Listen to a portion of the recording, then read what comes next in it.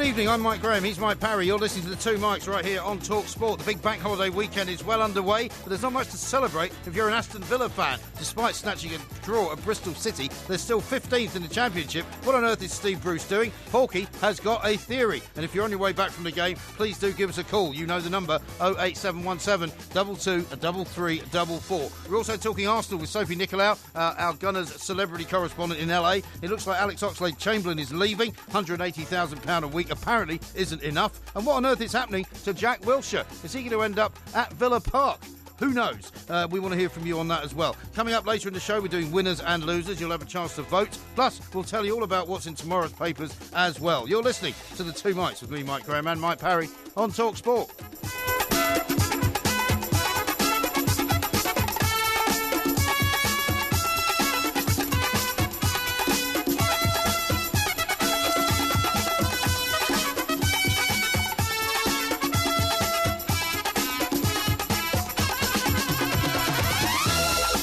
talkSPORT, we are the two Mikes, and I'm delighted to say that for the second time today, it's time to say hello to Mr. Mike Porky Parry, although it was earlier in the morning when I said hello to you before.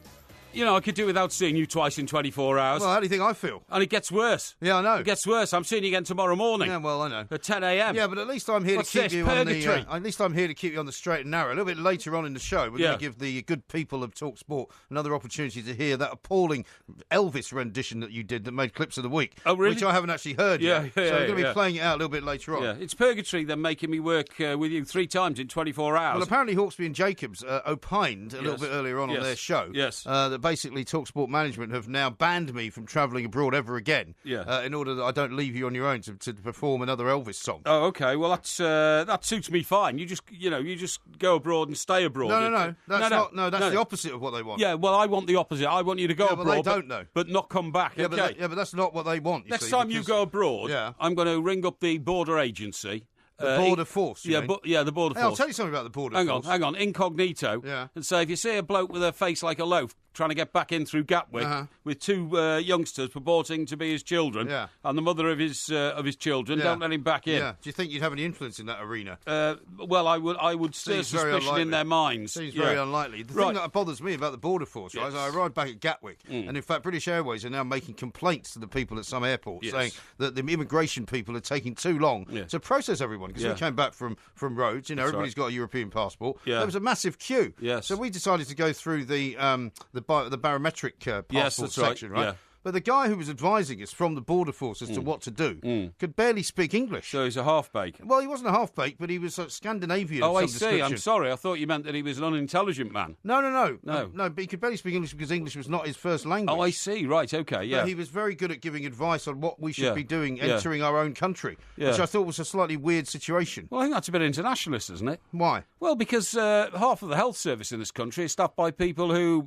whose first language is not English, and they do a sterling job. They're not running the borders. Well, surely the borders should be run by people that actually are British. Well, wouldn't you think? I would think so, unless he's pledged his troth. Do you raise your right hand like the Americans do and say, for Queen and country and all that? Well, I don't get the impression that he was a British citizen. He may well have been. I got the impression it was some kind of European scenario. Okay. Now, anyway, I was rather surprised. Yeah. Now, the Aston Villa situation, right, is not good. It's not good. And do you know why?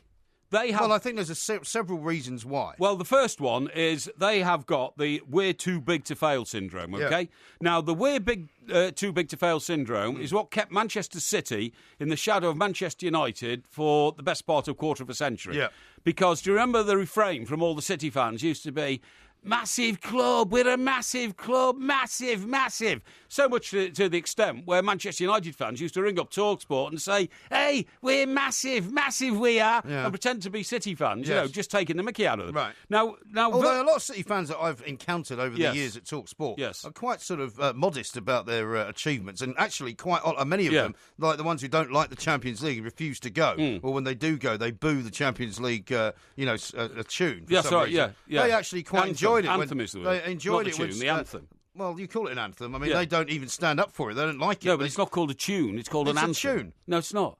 How is it an anthem? It's the TV anthem of the Champions League. The TV doesn't have an anthem. It's a tune. It does. No, it doesn't. Well, anyway. if you want to be nitpicking all the way through the show, we'll never get anywhere. No. The point is this: they're quite happy about their time in the lower leagues, and in fact, many of the so-called traditional Manchester City fans don't like their newfound sort of wealth and their newfound success. They don't. I promise you. Of course they don't like it. They preferred it when they were in the second division. Rubbish. And they all boast about the fact that we still had 35,000 gates in the second division. Yeah, well, Joe Roy rescued them from penury. They went into the third division, right? And Joe Roy got them up from the third to the second, and then in a playoff back into the top league. Anyway, so your theory on Aston Villa is that they're a bit like Manchester City, then? Well, they are in the sense of the way they're thinking. Now, they have a great tradition, no doubt. They have a very good ground. In fact, I think Villa is the best. Maybe Villa and Goodison and Anfield are the best traditional grounds left in this country, okay, without a shadow of a doubt. And Villa is one of them, and their Holt End is a very imposing stand. Is this sort of harking back to the times when the FA Cup semi-finals were played well, there? Exactly. That kind of thing. Exactly. But also, if you go to Villa Park, the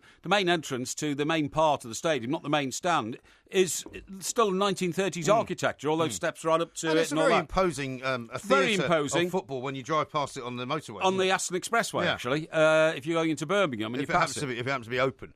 Yes, absolutely, that's right, they're shutting it lately. So you've got that, first of all, right? Yes. And then they've got their tradition, their heritage. They have, of course, got a copy of the European Cup in their foyer because they won it. They did. Under Tony Barton, believe it or not. Is that right? Yeah, he was the manager then, and that was in 1972, wasn't it? I'm not sure, but it was around then. Everton won the championship in 70. Villa won it in 71 when Alan Brazil's Ipswich finished second on goal difference. Okay. And Villa went on to win the European Cup the year certainly after. around that time. It was certainly around that time. So anyway, that's what happens. Then they go down through mismanagement. You're not going to go through their whole record of history. No, but what I'm saying is this. What then really bolted on the we're too big to fail syndrome feeling was John Terry arriving. Yes. Well, exactly. And John Terry arrived as one of the most decorated footballers in this country. No other man has, outside of Manchester United, has won 5 Premier League titles, okay? Yeah. But he has, and he's been captain in, I think, all of them. And, captain, leader, legend. Yes, that's right, absolutely. And then he arrives and says this is a massive club. Yeah. So anybody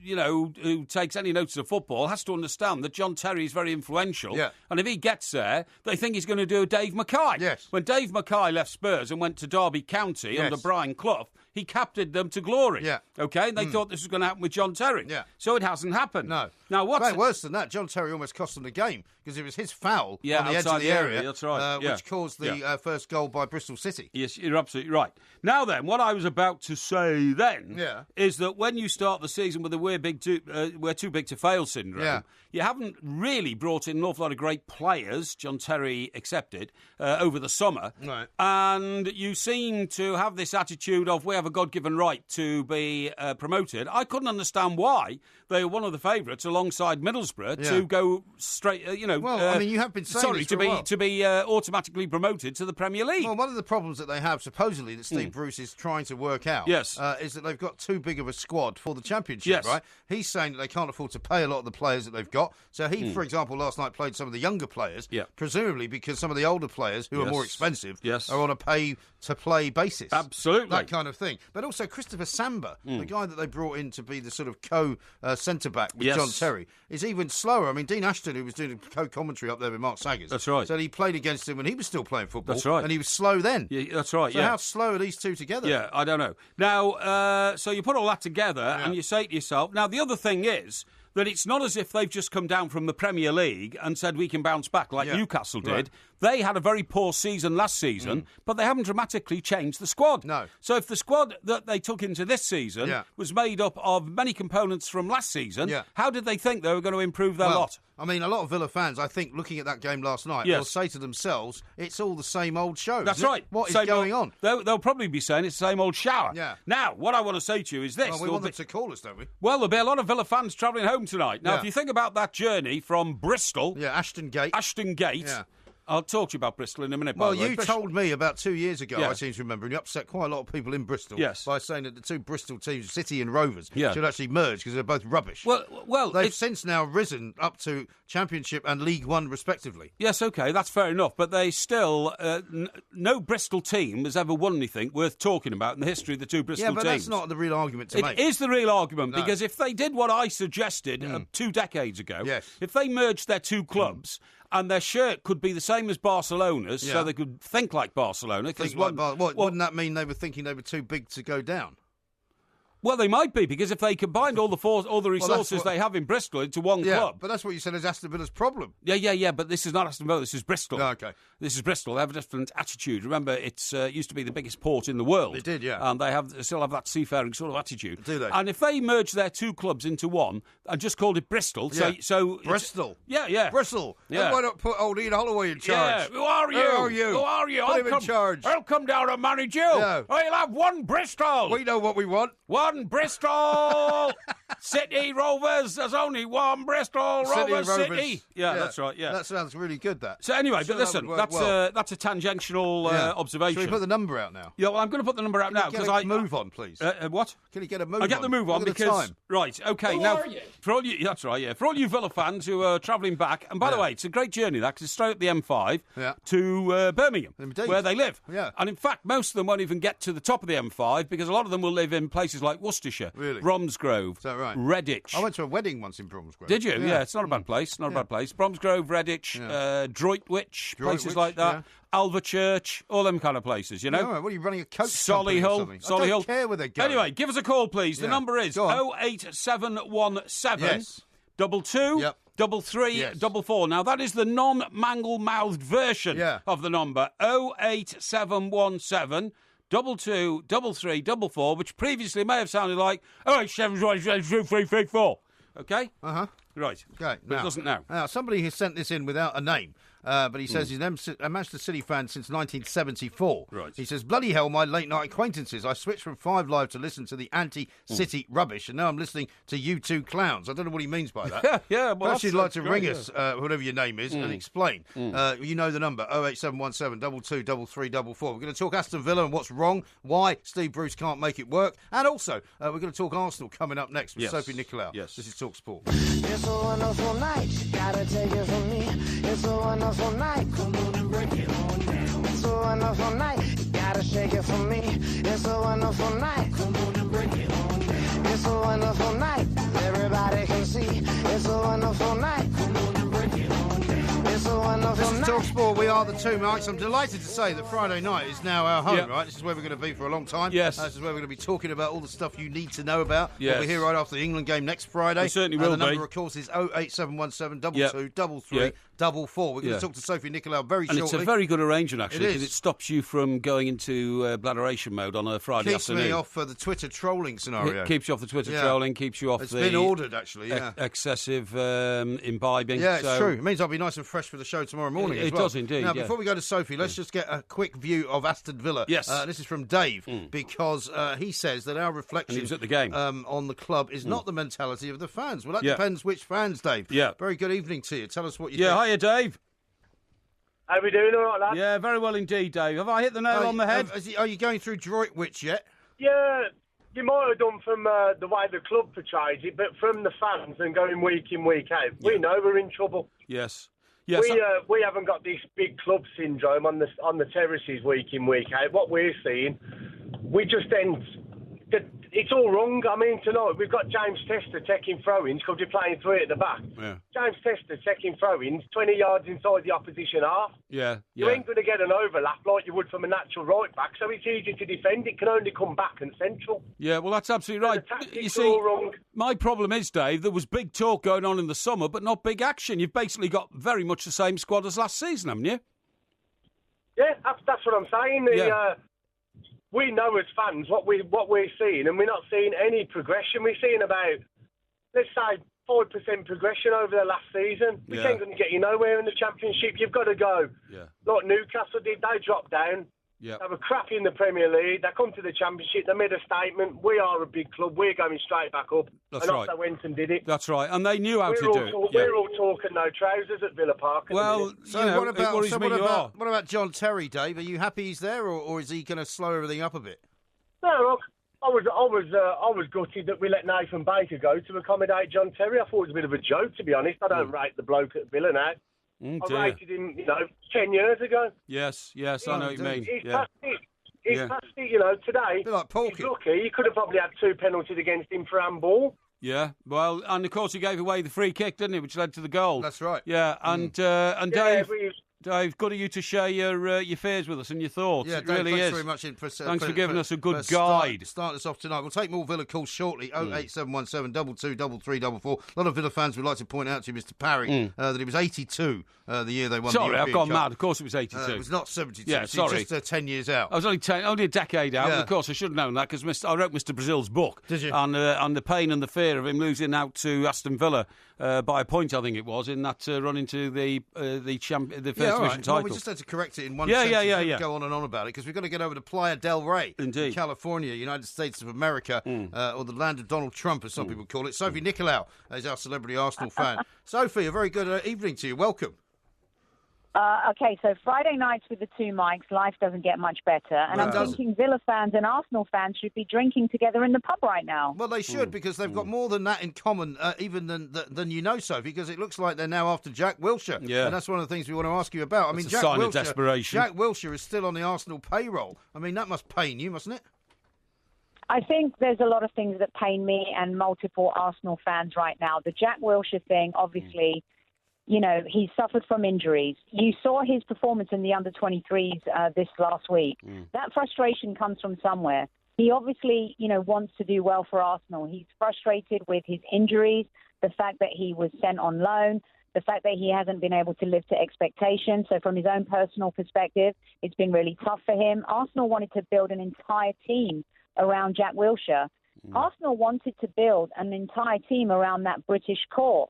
Walcott, the Ox, Chambers, Jenkinson. Now we have Holding. It's been exceptionally frustrating, but the Jack Wilshere scenario, even more so because everyone put him on such a massive pedestal, and his fall from grace, I think, is really gutting for Arsenal fans. It's awful for Jack, and now Wenger is opening to listening to offers for him. I was really optimistic at the beginning of the season, guys, but the last 24 hours have led me to a little bit of despair. Yeah, Sophie, I don't know how you could have been optimistic. You know the history of Jack Wilshere. You know that there are issues about the way he conducts his life and his self-discipline and his attitude. And, we read horrible stories about him having disputes with his neighbours and spitting on the floor in front of them and this sort of stuff. He's matured. Listen. Oh, rubbish. Sophie, that's rubbish. No, listen. I was ask Mike, I've been so critical of Jack Wilshere. I've absolutely ripped him, brand new ones, left, right and centre, okay? Yeah. But he has changed. He's not been in trouble for a really long time. He met a girl, a Greek girl. We Greek girls know how to tame our men. Oh, yeah? I've just come back from Greece. I can verify that. What'd you do? Thank you. You spent some great time in Rhodes. Buy him a bowl of olives. And you know what? And you know what? I think that he's definitely matured a great deal over the last year or so.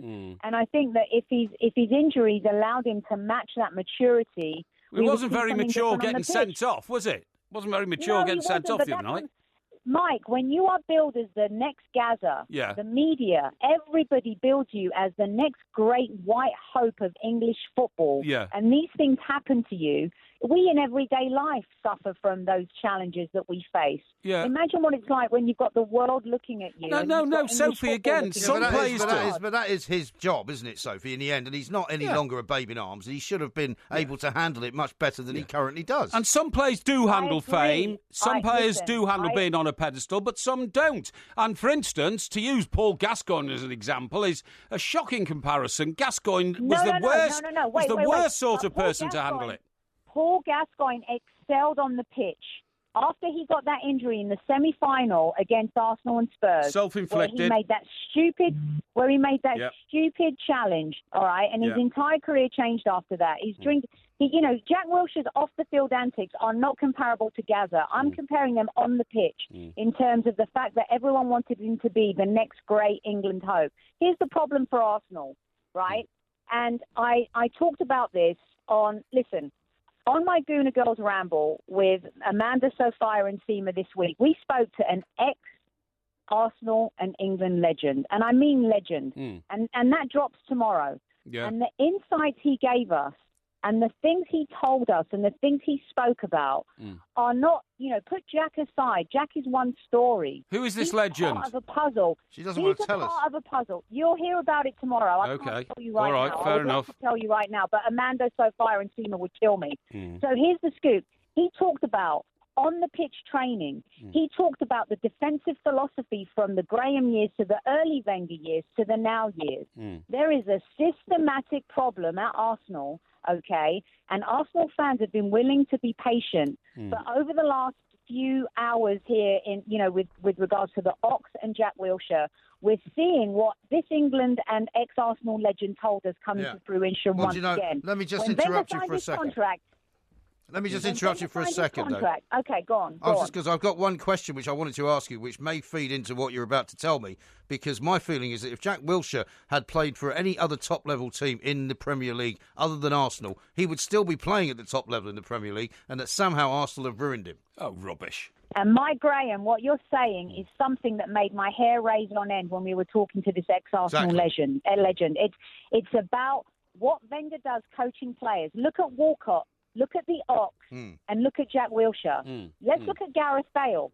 Okay, Gareth Bale and Walcott came out of the same farm. The Ox came out of the same farm. He's playing for Real Madrid now, and I've lost count how many Champions League trophies he's won. It's about what you do on the pitch day in, day out with these players. And our British core, that fundamental foundation that we were hoping to build a team around, has not evolved. At other teams, Mike, I think you're right. They potentially would evolve, and we've seen other players evolve over the last few seasons, and they've lived up to their promise. Why hasn't the Ox? Why hasn't Walcott? And why hasn't Wilshere?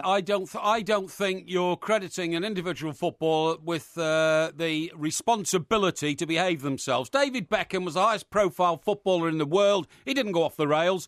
Wayne Rooney, who's just retired from playing for England, the highest profile footballer in this country for years, he didn't go off the rails. He did not go off the rails. Sophie. I mean, there's one or two stories about Wayne Rooney that we could tell, aren't there? You're looking through your Everton rose glasses No, I'm not. right now. No, I'm not. You want to go back and look at some of the Rooney By the way, scandals? Sophie, about 2 months ago, Porky was sitting here on his little high horse that he's got, which is not that high, obviously, because he couldn't get up on a high horse. It's saying that Rooney shouldn't go back to Everton. Now that he has gone back, it's all great and wonderful. Everything in the garden's all rosy again. Let's not forget how he kissed the Man United badge passionately. Yeah. Of course he did, because they were paying his wages, and that was exactly right. That's what he should have done. And we're not talking about Wayne Rooney anyway. We're talking about We are talking about footballers and their self-discipline. No, we're talking about Arsenal. We're talking about Arsenal and how they've ruined Jack Wilshere. Here's the scoop. And here's the scoop. It's not Jack Wilshere. It's not just Jack Wilshere. Yeah. Wenger signed a 2-year contract. At the time when he signed that 2-year contract, coincidentally, season ticket renewals were up. Everyone talked about this war chest once again and how things were going to change. Jens Lehmann, a couple of other backroom staff changes. But what else has changed? Alexis Sanchez, Pep Guardiola kind of alluding to the fact that they could still sign him. The Ox going to Chelsea. In the past, we've sold Van Persie and other players. Why do we sell our best players to our rivals? Where has the ambition of Arsenal Football Club gone? Where has the winning culture gone? I'm not a negative person. I really am not. And Mike could attest to this. I live in hope every year with Arsenal. But this is systematic. It's the hope that kills you. Institutional bad behaviour. Absolutely right. And I hope you sell Olivier Giroud to Everton, please, as well. That's not happening. He's a great player. Shouldn't be sitting on a bench. That's not happening. We're not going to sell Giroud. Well, listen, why don't you take Oxlade-Chamberlain? Players' contracts. Look, we're letting contracts run out. What is that about, guys? Do you see Chelsea, Man United, Manchester City and Liverpool letting their premier players' contracts run out the way we are? No. We're going to take a risk on Sanchez. We're going to take a risk on the Ox as well. It's shocking. This is not good It's business. shocking. It's shocking. It is shocking. Listen, Sophie, we're out of time, unfortunately. But Thank you, listen, I'll be Sophie. talking to you soon because obviously once Arsenal are in Europe, we'll need to talk to you again because it's Bate Borisov, it's Cologne, it's Red Star Belgrade. It's going to be great, isn't it? Thanks, Mike. No worries. See you soon. Sophie Nicolau over in California. She is our Arsenal contact out there. California. You might want to watch her podcast with this Arsenal legend. Yeah. But why don't you... Who is the legend? Yeah, who is the legend? I hope it's not Tony Adams. Could be Charlie George. 08717 223344 is the number. I want to hear from you Arsenal fans. We got Aston Villa fans coming up as well. Yeah, we certainly because have. you might get Jack Wilshere. But have Arsenal actually ruined the boy? This is talkSPORT. Rubbish. People are strange when you're a stranger. Faces look ugly when you're alone. Women seem wicked when you're unwanted. Streets are uneven when you're down, when you're strange. This is talkSPORT. We are the two Mikes. Here's one from Tezine who says, Yep. Hello, Mikes. Great show as always. Who was that lady? She was on fire. Yes. Absolutely bang on with what she said. Great comments. That Yep. is Sophie Nicolau Yep. you're talking about there. We'll take some Arsenal calls a little bit later on. Yes. I'll read out some more tweets as well. 08717 223344. Gaza says this. Porky never says anything good about the Villa. I feel he's still smarting from the 1977 League Cup final. I am a bit. Didn't we... who did we play 3 times in the farm? Was it Villa or West Ham? I know I they don't were know. claret What and are you blue. asking me for? I don't know, because my mind's gone. Well, I've got one here from Dan, and he says, been a while since I last enjoyed a 2 Mike show. Great to hear both of you again. Thank you very much indeed, Dan. That's great. But remember, it's the quality of the content that we concentrate on here, OK? Yeah, absolutely right. As you know from last week. Yes, that's right. And I have another one here, but I can't find it now because I've had so many messages. But Yeah. somebody said, this is brilliant. Somebody's flying around in Yeah. Asia, and they said, I saved the first 2 Mike's podcast until I was flying over Ulaanbaatar. I saw that, yeah. Because Saw that. we mentioned it so often. We've made Ulaanbaatar world famous. Well, you have, yeah. Noticeably. What Nick- are they living in Ulaanbaatar? Yaks, is it? No, yurts. Yurts, that's Yeah. right, living in the Yeah, yurts. you can live inside a yak if you like. But you have to they kill can. it first. Yeah, you would, yeah. Let's have a word with Paul, who's an Aston Villa fan, see what he has to Indeed. say. Paul, a very good evening to you.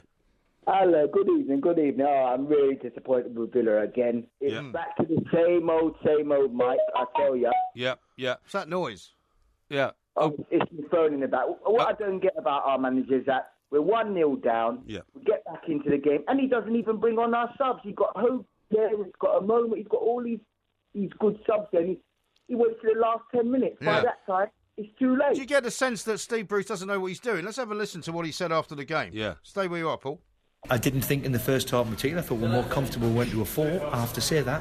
But all in all, a decent response. What's been a difficult couple of weeks, we've had a decent week. In a week, 2 good wins and a draw, and now a little break. A break. It's been the most difficult of starts, let me tell you, in 20-odd years. The Vultures were circling after 2 games, so I hope that shut a few of them up. Well, I don't the think thing you can is, shut the Vultures up. no, can you won't. And if you look at the table, we're talking to Paul, aren't we? Paul, you look at the table here, mate. It makes sad reading. You're 15th, right? And you've played 5 games. You've only got 5 points. You can't recover from that and get into the, even the playoff places before Christmas. Paul? We're playing up already. And you look, we just signed Snodgrass today. Yeah. So what's he going to do? We've got no creativity in the team. That's the biggest problem. Yeah, you see, the problem is with signing Snodgrass, Paul, is you're signing Snodgrass and he's on his 3rd club in 12 months. Doesn't that give somebody at Villa an indication this guy doesn't fit into a football club? It's not Snodgrass, it's the manager that doesn't fit, unfortunately. You say that. What about John Terry? You happy he came to your club? I think he's going to have the hardest season he's ever had in professional football at Villa, unfortunately. Well, he's played right at the top, mate. If anybody can deal with it, John Terry can. But, I mean, you can't... One man doesn't make a team. You've got to have some organisation around it. When Dave Mackay went to Derby, he had Brian Clough as a manager. So, Steve Bruce was the greatest... I'll ring you at Christmas time, and I guarantee you'll be looking for a new job, Mr. Bruce. Well, I hope not, because I don't like to see anybody put out of work, and he's also got a sterling managerial record. But whether or not, he can solve what is really a huge problem for Aston Villa, because they're in the doldrums, I do not know. We've been in the doldrums for years, and I don't know when we're going to get out. Thanks for speaking to you, Mike. Have a good evening. Thank you very much indeed. Maybe that's where Aston Villa belong, in the doldrums. I mean, sometimes people are in the doldrums for a reason. Yeah. Some people are suggesting, this one from Veto, who says maybe it's something to do with the fact that Wilshere and the Ox are both massively overrated. Wenger knows a player when he sees one. Yeah. Well, it's all very well to say that, but Arsene Wenger has not exactly had a brilliant managerial career in the last 2 or 3 years, has he? No, but he's had a brilliant managerial career. He has, absolutely. Yeah, but in the last few years, I mean, people totally tend agree. to lose touch with reality. I totally agree. You know? Sophie was teasing us about, she's found some, new information about the coaching methods at Arsenal, which, I mean, for years there's been the theory around that the reason that Arsenal players get so many injuries is because the coaching methods are all wrong. And also they recover much. Their recovery takes much longer than every other club. Yeah. They have many more players missing due to injury over the course of the season. I still think that Jack Wilshere's personal lifestyle has had something to do with his inability I'm not disputing to have a consistent period of non-injury. I'm not disputing that, but I just wonder whether if he had played for a bigger, not necessarily a bigger team, but another bigger team. I mean another team in that Bigger arena clubs, of the top, say, 5 teams in the country, Yeah. he would have been still playing. Let's have a word with Mark, though, who's a Bristol City fan. He was at the game. Yes. Mark, a very good evening to you. What did you make of it all? Good evening, Mike. How are you guys? Yeah, very we're well. good, thanks, mate. What do you think? I thought it was disappointing tonight. I thought City took the game to Villa and both teams never really attacked the game.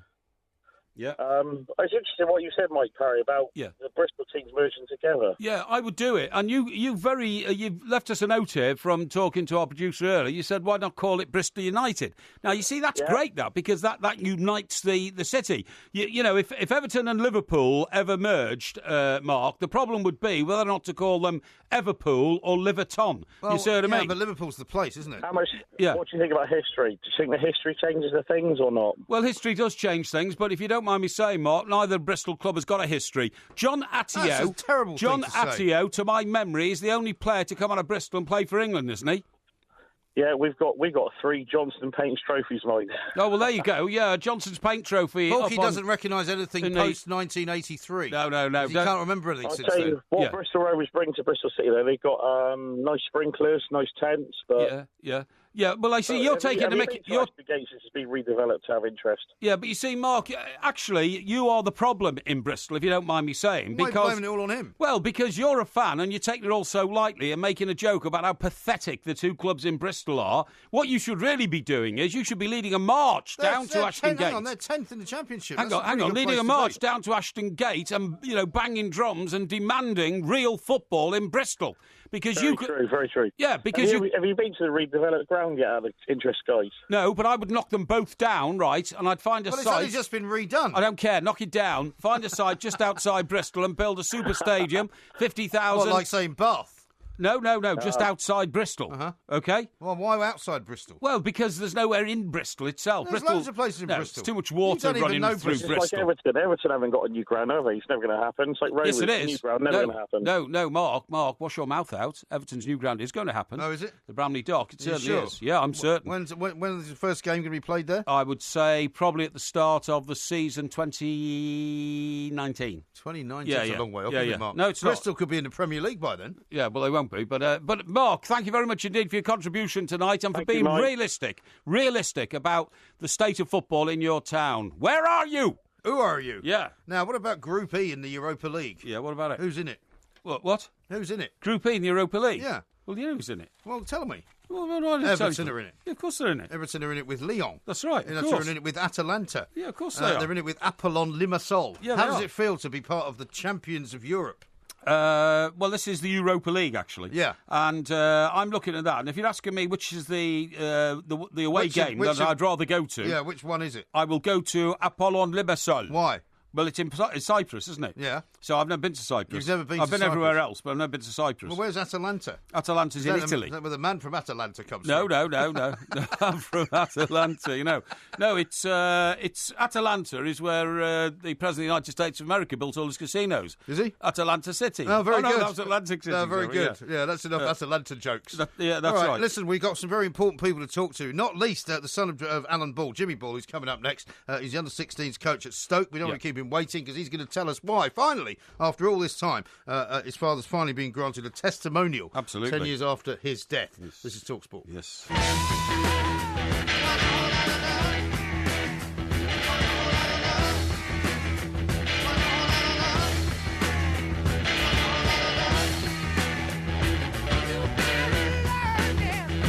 This is talkSPORT. We are the Two Mics. Got a great tweet here from John who says he's listening to the Two Mics on holiday in Ravello in Italy. You ever been to Ravello? A beautiful place that is. No. On the sort of Amalfi coast. Okay. Looking forward to catching up on the podcast when I'm home tomorrow. Excellent. Well done, John. The Amalfi coast, I know, is brilliant. It is absolutely beautiful. Now, Alan Ball is a hero of yours. I would say probably one of your heroes of all time. Absolutely. Now, there is finally going to be an Alan Ball testimony at Goodison Park in October, on Saturday, October the 7th. We're delightfully now going to talk to Jimmy Ball, Alan's son, who's going to tell us all about it, because it's 10 years since his father's death, and I think a lot of people will think maybe this has come a little bit too late, but thank goodness it's come at all. Jimmy, a very good evening to you. Good evening, fellas. How are you? Yeah, very good indeed, Jimmy. Thank you for joining us, and can I just say that your father was my all-time Everton hero, and we miss him greatly, and I'm so delighted now this testimonial game has come about. How did you get to this stage, Jimmy? Well, obviously, it's been 10 years, and we were thinking of doing something, and so we were talking about doing some dinners at the clubs that he managed, or some of the clubs that he managed and played at. Yes. And then, things sort of spiraled on from there, and then talk of a game was mooted, and then all of a sudden we managed to speak to the right people at Everton and made it happen. So. Really exciting. Yeah, I think you'll find you'll get a huge response from the traditional hardcore Everton fans. Remember that beautiful flag that was made and unfurled shortly after your father's death? All that will happen again. I remember seeing you on the pitch, Jimmy, with that flower arrangement in tribute to your father. All that's going to happen again, and after a decade, I have to say it's about time. Well, we were amazed at the response, when he died, and I'm sure he would have been as well. He was just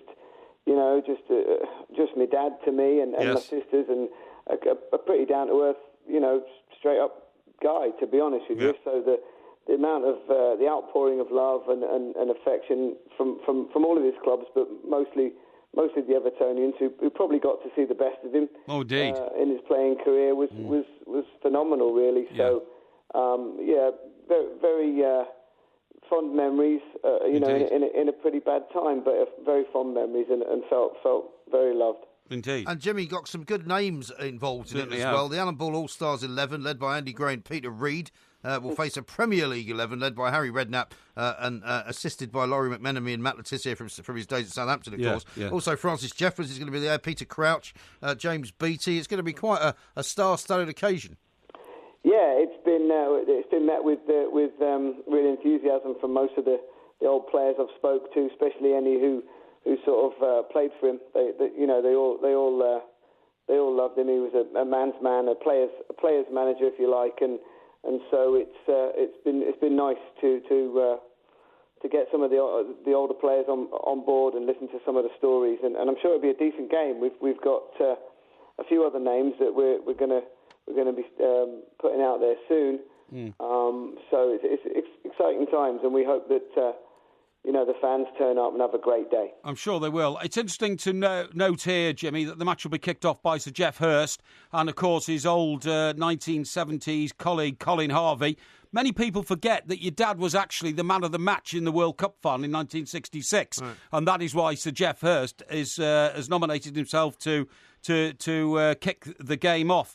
Do you remember anything about your dad's career, Jimmy? You were very young at the time. I was very young, yes, but I've been fortunate enough to been in football. Yeah. Quite a few years myself, and I've seen many videos, watched things back now with the modern technology. We can get games remastered and watch them back, and he was an exceptional footballer. He had a great brain. He was ahead of his time, really. They all said he just needed half a touch, because when the ball was coming to him, it was already on its way to people. So people speak fondly of him. Keegan and Shannon always say that. Absolutely. He saw the space before they saw it. So he was a special footballer, and I think that held fondly in England support mind as well as he managed quite a few teams as well, including Stoke City, where you're now working, Jimmy, with the under-16s. How's that going? It's fantastic. It's a great job working with some great people and some very talented young men. So it's great. Yeah, he did manage. He never quite hit the heights as a manager. I think he found it frustrating. And he was just at the tail end of when all the big money was coming about, and he found it a little bit frustrating, to be honest. And he tried his best at all the clubs. Yeah. Some you'd say he failed at, and some he succeeded at. He's well remembered down in Portsmouth, Jimmy, because I have a place down there on the coast, and he's very well remembered down there. He brought the club out of a slump, and they still fondly talk about him. And you've got to remember as well also that when you're a great player, and Glenn Hoddle, I think, had the same sort of problem, it's very hard to, try and tell players how you want them to do things that you find so naturally easy. Yeah, I totally agree. My good friend of mine, Matt Letizia, you ask him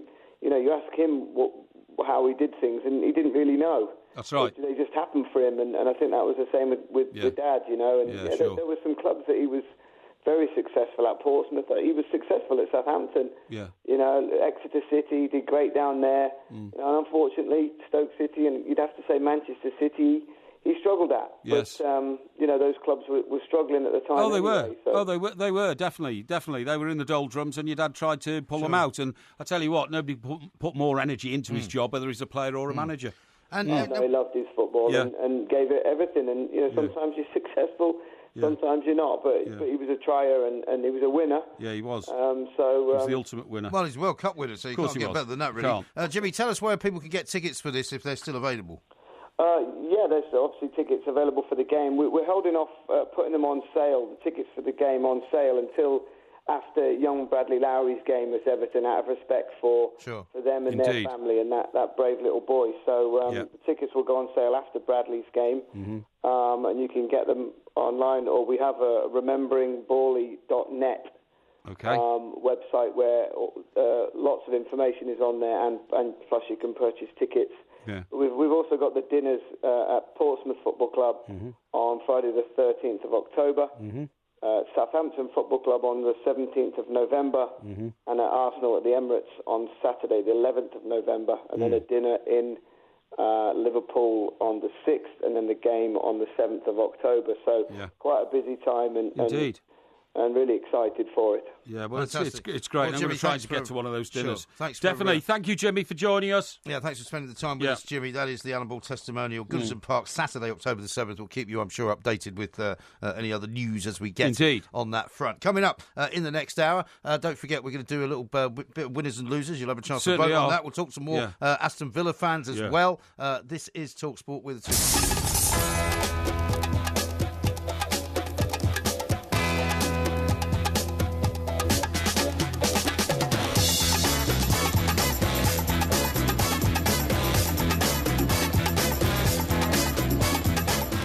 I'm Mike Graham, he's Mike Parry. You're listening to the two Mikes right here on talkSPORT. Coming up in this hour, Mark Donaldson's going to join us from ESPN just as the big weigh-in gets underway. Mayweather-McGregor. It's all happening in Las Vegas. We're going to be talking about that, of course. It is the big money fight for the weekend. We're also going to be doing winners and losers a little bit later on. And, of course, we're going to hear Porky singing. He was on Clips of the Week from last week, performing some horrendous Elvis song, but you see, which I haven't yet heard. Well, you weren't here, so it's not in context. So I don't know why you think you're taking the mickey out of it, OK? I want to hear it, because you want to hear it? and Jacobs chose it for Clips of the Week. So I'd like to hear it again. Fine, it's a tribute. It's a tribute. We are also going to take a load more calls from Aston Villa fans because there is something wrong with Aston Villa. That's and right. Nobody knows quite what it is. 08717 22 33 and 44. You're listening to the two Mikes with me, Mike Graham, and Mike Parry on talkSPORT.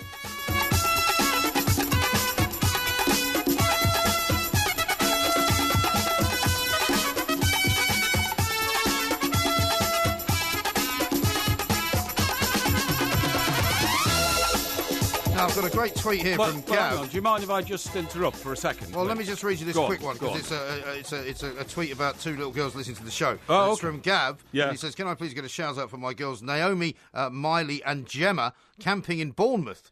We love the two Mikes, and that's Gav from Chester. Oh, hang on. Is that three little girls? I think so, yeah. Right. Naomi, Miley and Gemma. Yes. Where are they camping? In Bournemouth. In Bournemouth, OK. Your family seat. Yeah, and they come from Chester. Apparently so. Oh, do we know how old they are? We don't. OK, well, can I just say, Naomi, Miley and Gemma, I hope you're having a great weekend. Bournemouth's a great town. Chester's a great town to live in, great city to live in. Yeah. So you've got a good life and enjoy it. Now, and thanks to your dad for telling us all about you. No problem at all. Right. Now, can I just say that we apparently appear to be being broadcast live on Facebook? Yes. Because what we're going to do Yes. is every Friday, Yes. when we're doing this show at this Yes. time from 10 to 1, Yes. we're going to film a little bit of it. We are. Just to put it out on Facebook, We just are. to give people a little taste of what it yeah, looks like okay. in the round. Okay, well, They'll be able to see you wearing another horrible shirt. No, They'll be no. able to see me very nicely tailored as No. ever. And tanned from my holiday in Greece. You are a bit tanned, yeah. Although I think it's all down to bladderation on the ouzo. Now, listen, I've had a bit of stick this week because you came back from holiday. You brought me this bit of old tat, a so-called what did you call it? Like an ornament. Well, or some something. people said an ass in a globe is probably a very fitting tribute to you. Well, it was an ass in one of those like shaky things, turned upside down, and all the it's like stars. a snow machine. Looked to me like something from the three wise men approaching Jesus and all that kind of stuff. Could be. But There's anyway, no three wise men in it. Look, people said I was ungrateful, and You you were a brought bit. me a present, so I've got you a present. I mean, I see you wrapped it nicely. Well, no, no. This is just an appropriate sort It's of a covering. Sainsbury's bag. Well, I want to give it to you, and I'll open the bag up, and you can Okay. take the present out. Okay? Right. Okay, it's not going to be something horrible. No, it's not. They are. It's Well, made go on, a bit go of a on. bang. You want me to put my hand in there? Yes. You sure? Yes. Hang on, I have to get away from the microphone to do that. That's okay. Don't worry. Is it just one thing? Yes, it's one thing. Okay, I've got my hand on it. Right. Okay. I've got it here. Okay. Oh, what is that? It's a bone for Ziggy, your dog. A bone? Yes. Are you having a laugh? No. I It's thought like got meat on it. Yeah, it has. Yeah, That's disgusting. It's a bone for Where the hell Ziggy. did you get that from? Well, I had a shoulder of lamb this week, you see, because I like to eat well. You think I'm going to take this off you? Yeah, of course you are, because You must be joking. I'm not having that. What are you doing? I do not want What are you a doing? piece of meat given to me. I don't know where it's been. What are you doing? I don't know where it's been. I don't even know where it's been. I bought a shoulder of lamb from It's a pretty Morris. small lamb. No. It's not a pygmy. It's got a shoulder on. From Morrison Supermarket. Oh, yeah. And I cooked it on Monday. Did you? And I ate it on Tuesday. Why did you cut all on the rest Monday. of the meat off it? Tuesday and Wednesday. I left some for I'm going to Ziggy. poison my dog with And that. then I thought, look, I tell you what, I won't eat the rest of this meat. I'll give it to you. Yeah. You can give it to Ziggy, your No. dog. The dog you abandoned No. when you went on holiday No, the again. dog was not abandoned. Where do you put it? Yeah, he was actually looked after by his uncle and then by his grandpa. Oh, yeah, sure. In his own house. You abandon your dog, No, as in you his always own do. house. No. I thoughtfully... Look, I've literally taken I'm food not off having it. my plate and given it to I Ziggy. wouldn't give the food that you eat to my dog. You eat such terrible food. That is a prime shoulder of, Yeah, well, you eat it then. of English lamb. Yeah, well, you eat it. No, I've given it to your dog, and I No. think that's very ungrateful. Shocking. I tell you what, No. you're I'm not I've taking had it to. with you. You're not getting any more presents now. No, good. I'd like to hear from our audience, right? I mean, that's a real present. That is a real You gave present. me some manky old meat. No, it's a juicy, I'll show lovely you. I'll take bone. a picture of it and put it out there. Dogs love bones, right? No, actually, they're dangerous to be given bones. No. The best kind, the only bone you give a dog is an uncooked bone. Right. Because if you give a dog a cooked bone, it is likely to shatter Yeah. and puncture his windpipe. Yeah, well, so actually, the dog no. could die No. as a result of me giving him that. Rubbish. You know, Everybody knows. everybody knows the one dog story about you is that your dog bashed its head against a wall and committed suicide. That was hardly my fault. Well, it wanted wasn't to my get away fault. from you and your ghastly family. Wasn't my fault. The dog had canine multiple sclerosis Really? or something like that. Something yeah. like that. Yeah, well, it was banging its head against Yeah. the wall. It had Shocking. canine dementia. It's shocking. And for you to make a joke of it is outrageous. And also, I think you're so ungrateful. You're denying your dog a juicy bone. It's a very juicy bone. You don't give dogs cooked bones. It's dangerous. Listen, everybody knows that when the family have had their Sunday roast and all that, and the bone's left on the table, it goes to the dog. No, everybody does It not know does, that. it No, does. You can't do That's that. standard You behaviour. can't do it. Anyway, I'm fed up with you trying to give me presents. You gave me some cold tea. You gave me a fake shirt. You gave me all sorts of rubbish over the years. Why No. don't you just not bother? No, well, just I won't. don't bother. I won't. You're so ungrateful. I'm not going to bother him. Let's future. talk to Josh, who's a far more sensible person. He's been let's at the do that. game down at Aston Gate with Aston Villa. Yeah. He's got something to say. Josh, a very good evening to you. Hi, Josh. Good evening, guys. How are you? Very well. Very, very good indeed. Very well. How'd you fancy an old lamb bone? I can send it on to you if you like. Well, to be fair, I was just listening to you there, Mike, or whatever. We've got two little dogs. Whenever we go out and we get a bone, we always bring it back or whatever, and they love it. Exactly. So, never had an issue Exactly. with that. You don't give a dog a cooked bone. It's bad news, I promise you. I said, knick-knack, paddywhack, give a dog a Yeah, all bone. right. Shall we not talk about Aston Villa, Josh? What's Yes. the problem? Well, as I said, we're at the game tonight. Yeah. Come away just feeling extremely sort of disillusioned with it all. It's almost like we've got a breeding grounds for a retirement home. We decided to spend had season tickets at Villa, which we've kind of all jacked in a few years ago. I thought we'd spend a bit of money and go in the hospitality tent. My dad he's a big Villa fan. It's his birthday tomorrow. Right. And I reckon my dad, who's the tender age of 51, could run quicker than in Glenn Whelan and Chris Samba, and we'll give them a hell of a race. Yeah, well, so if you can see that, Josh, what is it that Steve Bruce can't see? Well, that on the journey home, that's what we've been discussing. It's just what John Terry needs. I think he organises it, which he'll have needed for years. Someone to actually talk and organise at the back. But what John Terry needs around him is some legs. And when you turn up tonight and you see they're trying 3-5-2 for the first time, you've got John Terry playing next to Chris Samba, and that's a dangerous combination. No, I think you're right, Josh. Dangerous because it doesn't complement each other, does it? Well, no, they two heavy pairs of legs. Two heavy pairs of legs. Let's try Alex, who's a Villa fan in Birmingham. Alex, what do you think? Alex, hi. Hiya. Yeah, what do you think? I wasn't at the game tonight, but I have seen the result. I saw the line-up, and I agree with the last caller that we maybe didn't put out the right side. But I've heard some things on talkSPORT today about... there was a Bristol City fan on the phone earlier on, and I think it was Andy Goldstein that said, the Bristol City fan said that he wants a draw out of the game, and he reacted with, you want a draw from Villa? That's what, you know. Well, Villa, you should be expecting more, but Villa are a big perhaps club. He's a bit misinformed, you know what I mean? Yeah. Anyway, but I mean, the point is, Alex, independently, in your own mind, do you think that this team has got any chance of getting into the playoff places after their performance tonight? Well, we're only 5 games in, aren't we? I mean, we've got to find our feet away from home. I know that. Yep. Home form will probably get us most of our points this season. I know that. Yes. Signing of Robert Snodgrass, a player that knows the Championship. He might have been in 3 clubs in the last 12 months, but you know, he knows the Championship. Did he get promoted with Hull? Played with Steve Bruce before. Yep. Yeah, I think he'll be a good addition to the squad as well. But the last caller was right with playing 3 at the back with Samba and Terry. That was a bad mix because we needed more legs around Terry. Yeah, I mean, it's a bit early in the season for them all to be tired legs. I mean, they've only played 5 games. Let's talk to Anthony, who's a Bristol City fan. Anthony, yes. Very good evening to you. Good evening, guys. What would you like to say, Anthony? Well, unfortunately, I wasn't able to be at the match tonight. I live in Manchester, but I listen to it all on the radio. I listen to your shows all the time. But I was a bit upset when I was listening to you say about Bristol City and Bristol Rovers merging. Why? Crazy idea. I think that is a crazy idea. That could never happen. Well, it should happen because you've never won anything in your life, Anthony. If you want to support a club that's actually going to be relevant to what's happening in football in this country, you're never going to do it by having 2 clubs in Bristol. They should have 1.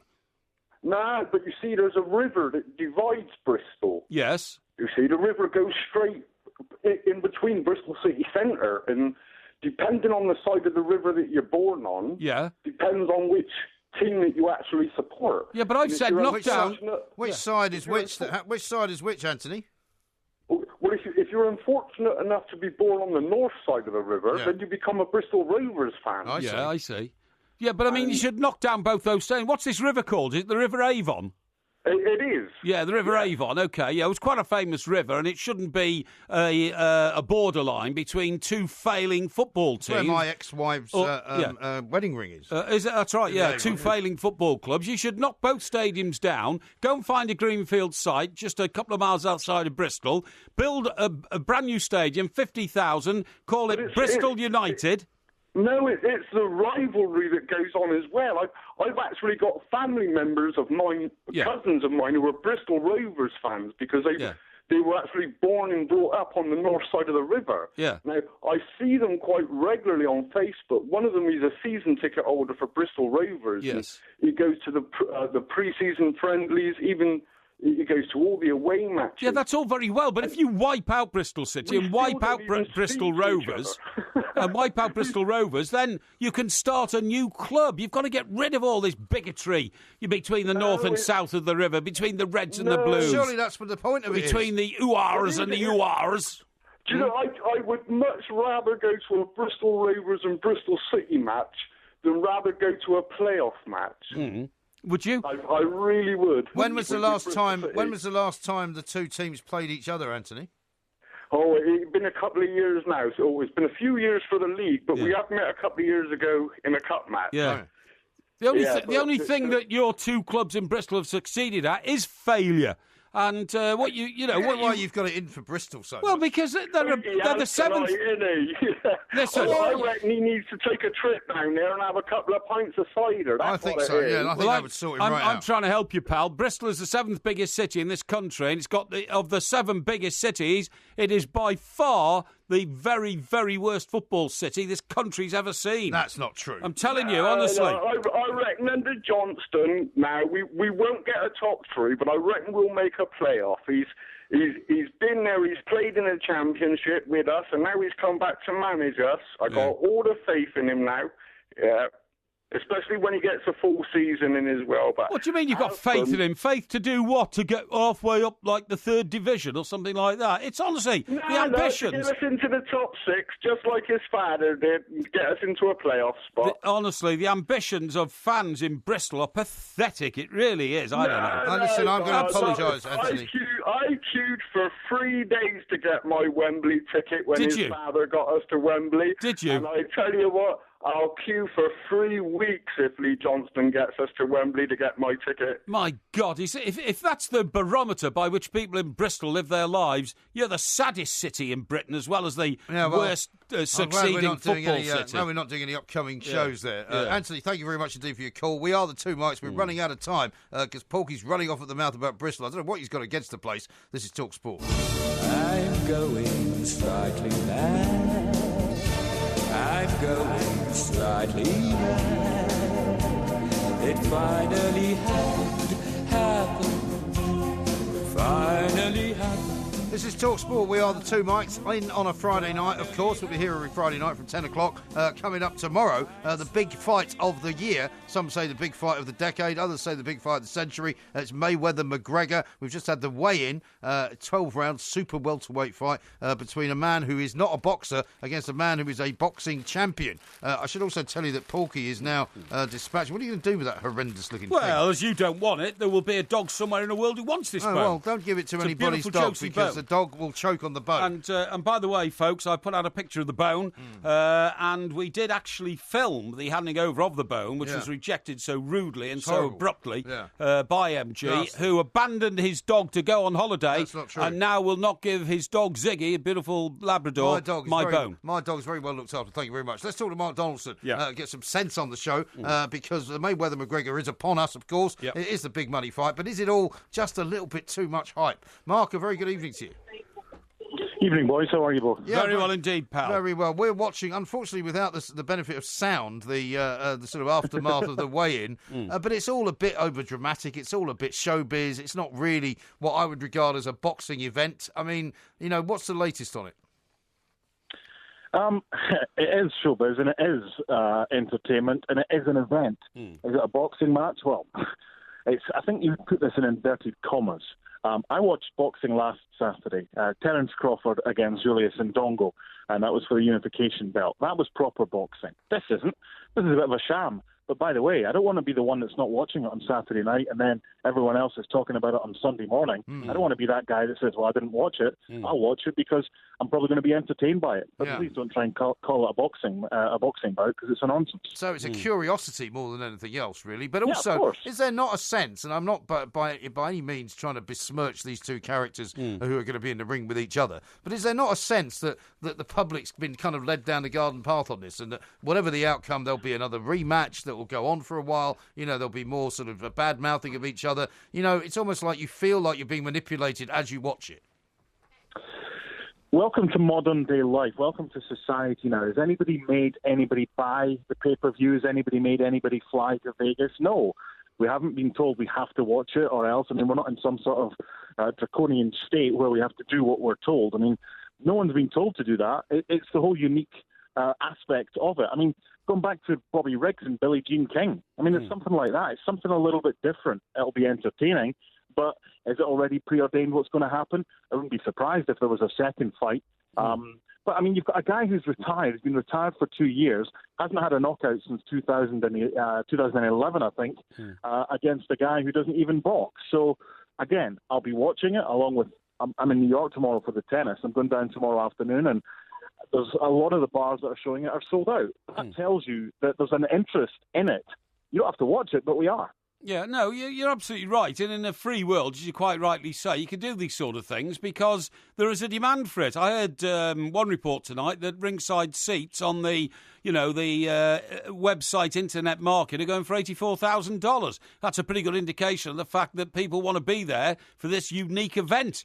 And the betting markets as well are massive. I mean, if you put $1 million down, you can win $118,000. On Mayweather winning. I mean, these are spectacular sort of figures.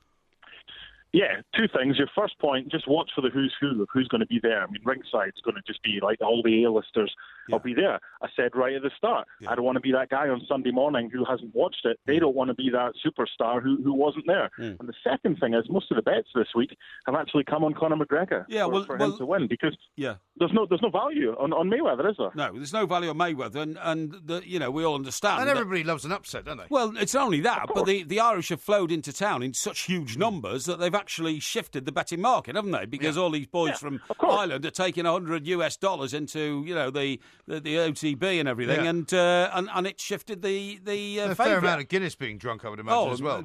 Tremendous amounts, yeah. And that's the thing as well. I was fortunate enough, I flew over for Joe Calzaghe's last fight at Madison Square Garden against Roy Jones, and it was full of Welsh, and it was absolutely magnificent. There was Welsh everywhere and Brits everywhere, and it'll be the same. There'll be Irish everywhere, and they'll want to see McGregor do well. Yeah. Now, it's been officially sanctioned by the Las Vegas authorities as a boxing match. There's no way in his 50th fight he wants to lose and be 49-1. He's flawless right now as far as his record is concerned. Yeah. But if you're expecting an early knockout, no chance. Yeah, it's going to be fascinating stuff. We haven't got a great deal of time, Mark, and I know you're a busy man as well. What have you made of the Champions League draw so far? I probably haven't got time to discuss the Europa League. It's not important enough. Love the Champions League draw, depending on who you support. I think it's a fantastic draw for Celtic. They're getting Bayern and PSG, Neymar to Celtic Park. They can get third. I think they'll finish third above Anderlecht. Can they get second? Not sure. Spurs, good luck. Manchester clubs, they've done all right with the draw. Yeah. It's just great. We'll get halfway through and we'll go like, it's the same fixtures every year. But for now, let's just enjoy it. And for the fans, look, I'm a Hearts fan. I've not had Champions League football. I would love to be in the Champions League. And when you hear Celtic fans saying, "Oh, not Barcelona again," I'd swap them. Yeah, well, also, of course, don't forget the Europa League, despite what Mr. Graham said, the low-faced fool. You've got to understand that places like Lyon, Atalanta, Apollon, Limassol, the mighty Everton are on the way. Just be warned. And by the way, Porky, I did Atalanta against Roma last weekend. They had a decent side. They lost 1-0, but they had loads of chances. So that'll be one of the toughest games in your group. But you can enjoy it because there's some good typical contradictory statement from you. They're a good side, but they lost 1-0. Yeah, they'll be losing more than 1-0 when the mighty Everton arrive, OK? Well, we shall see about that. Yeah. Don't insult Mark. He's missing his dinner for this. And finally, Barca confirmed £97 million Dembele deal. Now, I mean, this is another situation, really, is it not? Where, the second most expensive footballer in the world isn't going to be the second most expensive footballer in the world for long because somebody else is going to offer even more for somebody else. Exactly. So what's happened, right? Barcelona had all the money because PSG gave them it. Now, Borussia Dortmund have got all the money. Yeah. They're going to spend it on someone, then they're going to have all the money. Right, so it's going to trickle down. But the transfer window is going to shut soon. Yeah, that's true. It's like monopoly, isn't it? It's amazing stuff. Listen, Mark, good luck with it. Thank you very much indeed. Stay up late. Watch the McGregor-Mayweather scenario. Whether it's a circus or not remains to be seen. But certainly it's captured everybody's imagination. I might ask you for a prediction, actually, on that before the end of tonight's show. Well, you might. Yeah, but I might not get an answer. Well, you might or might not. Well, I might. Yeah. So that's the whole point of saying might. Yeah. Anyway, we're running late as ever. We're going to do winners and losers coming up very shortly. This is talkSPORT.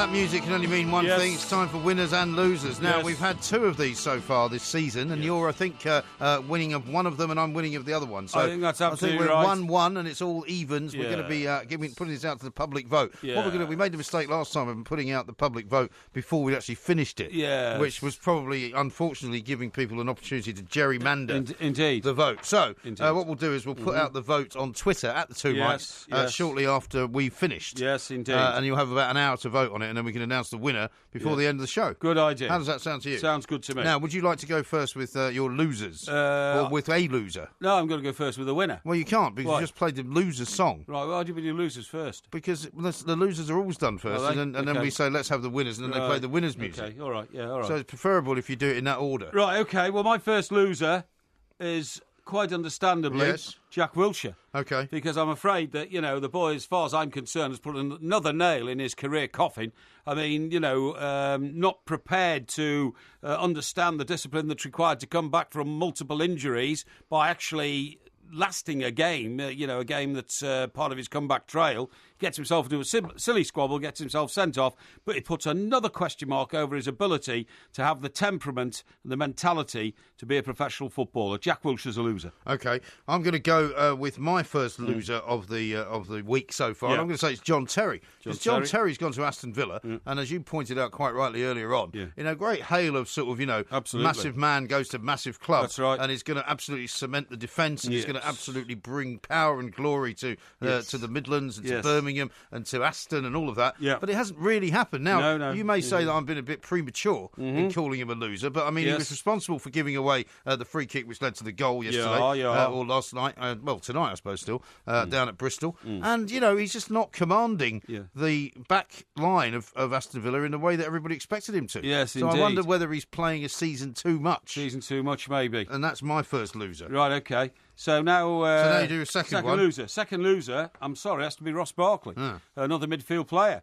Because Ross Barkley has managed to, close his career down at Everton without any real options appearing. Apparently, there haven't been any bids for him yet. Even Spurs have not put in a formal bid for him. And I think one of the reasons why he played hardball with Everton, or certainly his agent did, was because they thought it was a dead cert he was off to Spurs on a larger contract than Everton offered him. That did not transpire. But now, tomorrow morning's papers are telling us he's part of a triple bid by Chelsea to acquire new midfield players. Yeah. However... How's he a loser if he goes to Chelsea? Because if he goes to Chelsea, Ross Barkley's career will be fitful at best. You think? He will not command a regular starting place at Chelsea. And I will mention a name which will send a shiver down his spine. Go on. Francis Jeffers, Yes. who left Everton and went to a London club thinking he was on a bigger deal. He was at West Ham, didn't he? No, he went to Arsenal on an £8 million deal, which is a huge salary, huge fee in those days. His career petered out. Ross Barkley's will happen the same. His career will peter out if he goes to Chelsea. All right. Second loser for me is Roberto Carlos, former Real Madrid and Brazil international. Yeah, right? what's he got to do with anything? He's been sentenced to 3 What's he months. got to do with the price of fish? Well, I'll tell you. He's been sentenced to 3 months in jail in Brazil because he hasn't paid 15,000 quid in child support. That makes him a loser in anybody's book. One, for not paying it, and two, for ending up behind bars. What a complete plank. Don't you think that's a bit harsh? Why? Well, why doesn't he pay the money? Well, I mean... He's got children. You pay the money. If you're responsible for children, you don't stand away and say, I'm not paying you child support just because you're having a row about something. Yes, but hang on. Do you not think that he might have been involved in some domestic dispute with the mother of his children? Sorry, the family court have looked at the domestic dispute and said that he's guilty of withholding the money. Therefore, he has been sentenced. Therefore, he's a loser. But you, of all people... So you're defending him now, are you? No, I'm not So defending you're defending people who are deadbeat dads? I'm not defending him. Sounds like it. What I'm saying is that you, of all people, who I never did not look after my children financially. No, but you've had your own... Don't even go there. You've had your own domestic problems, and at times you've said that you thought that the demands put up on you... I never withheld money. It doesn't matter. You don't know anything about my situation. I would guarantee you, if you go down that road, you're going to get yourself in a bad place. You have had your own own problems. You've had I've your own never problems. withheld money, and if you withhold money, you're a deadbeat dad. Roberto Carlos is a loser. I don't understand why you were fighting it. He may have reasons to He may have wanted he may have, but to make a protest. He may have, but a judge has decided to sentence him to jail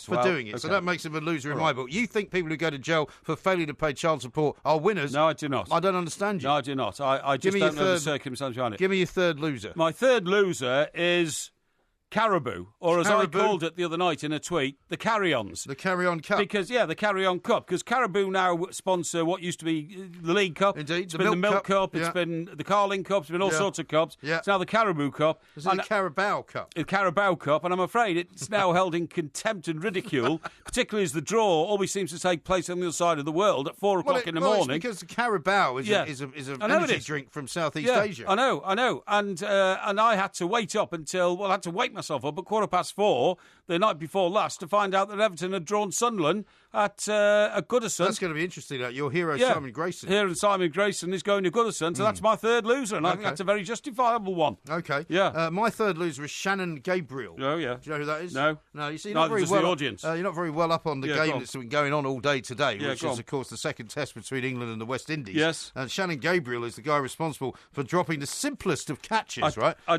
knew catches. exactly who he was, but I didn't want to admit to you I did. But it was such a dolly catch that a 9-year-old could have caught it. Exactly. But it was almost as if he took it on his chest and then threw it away. Incredible. Yeah. You might have said if he had put a bet on himself to not catch it, that might have been the outcome. But, of course, we're not saying that. No. It was Ben Stokes who had hit the ball, and had he managed to catch Ben Stokes out, Ben Stokes would not have made his century because he was on 98, right? But because he dropped that ball, on the very next ball, Stokes managed to get his century. So a great day for Ben Stokes. Not a great day for England particularly, but an even worse day for the West Indies, particularly their fielders. Okay. So there are my third losers, and specifically Shannon Gabriel. Would you like to do the winners now? Let's do the winners. Let's do the winners.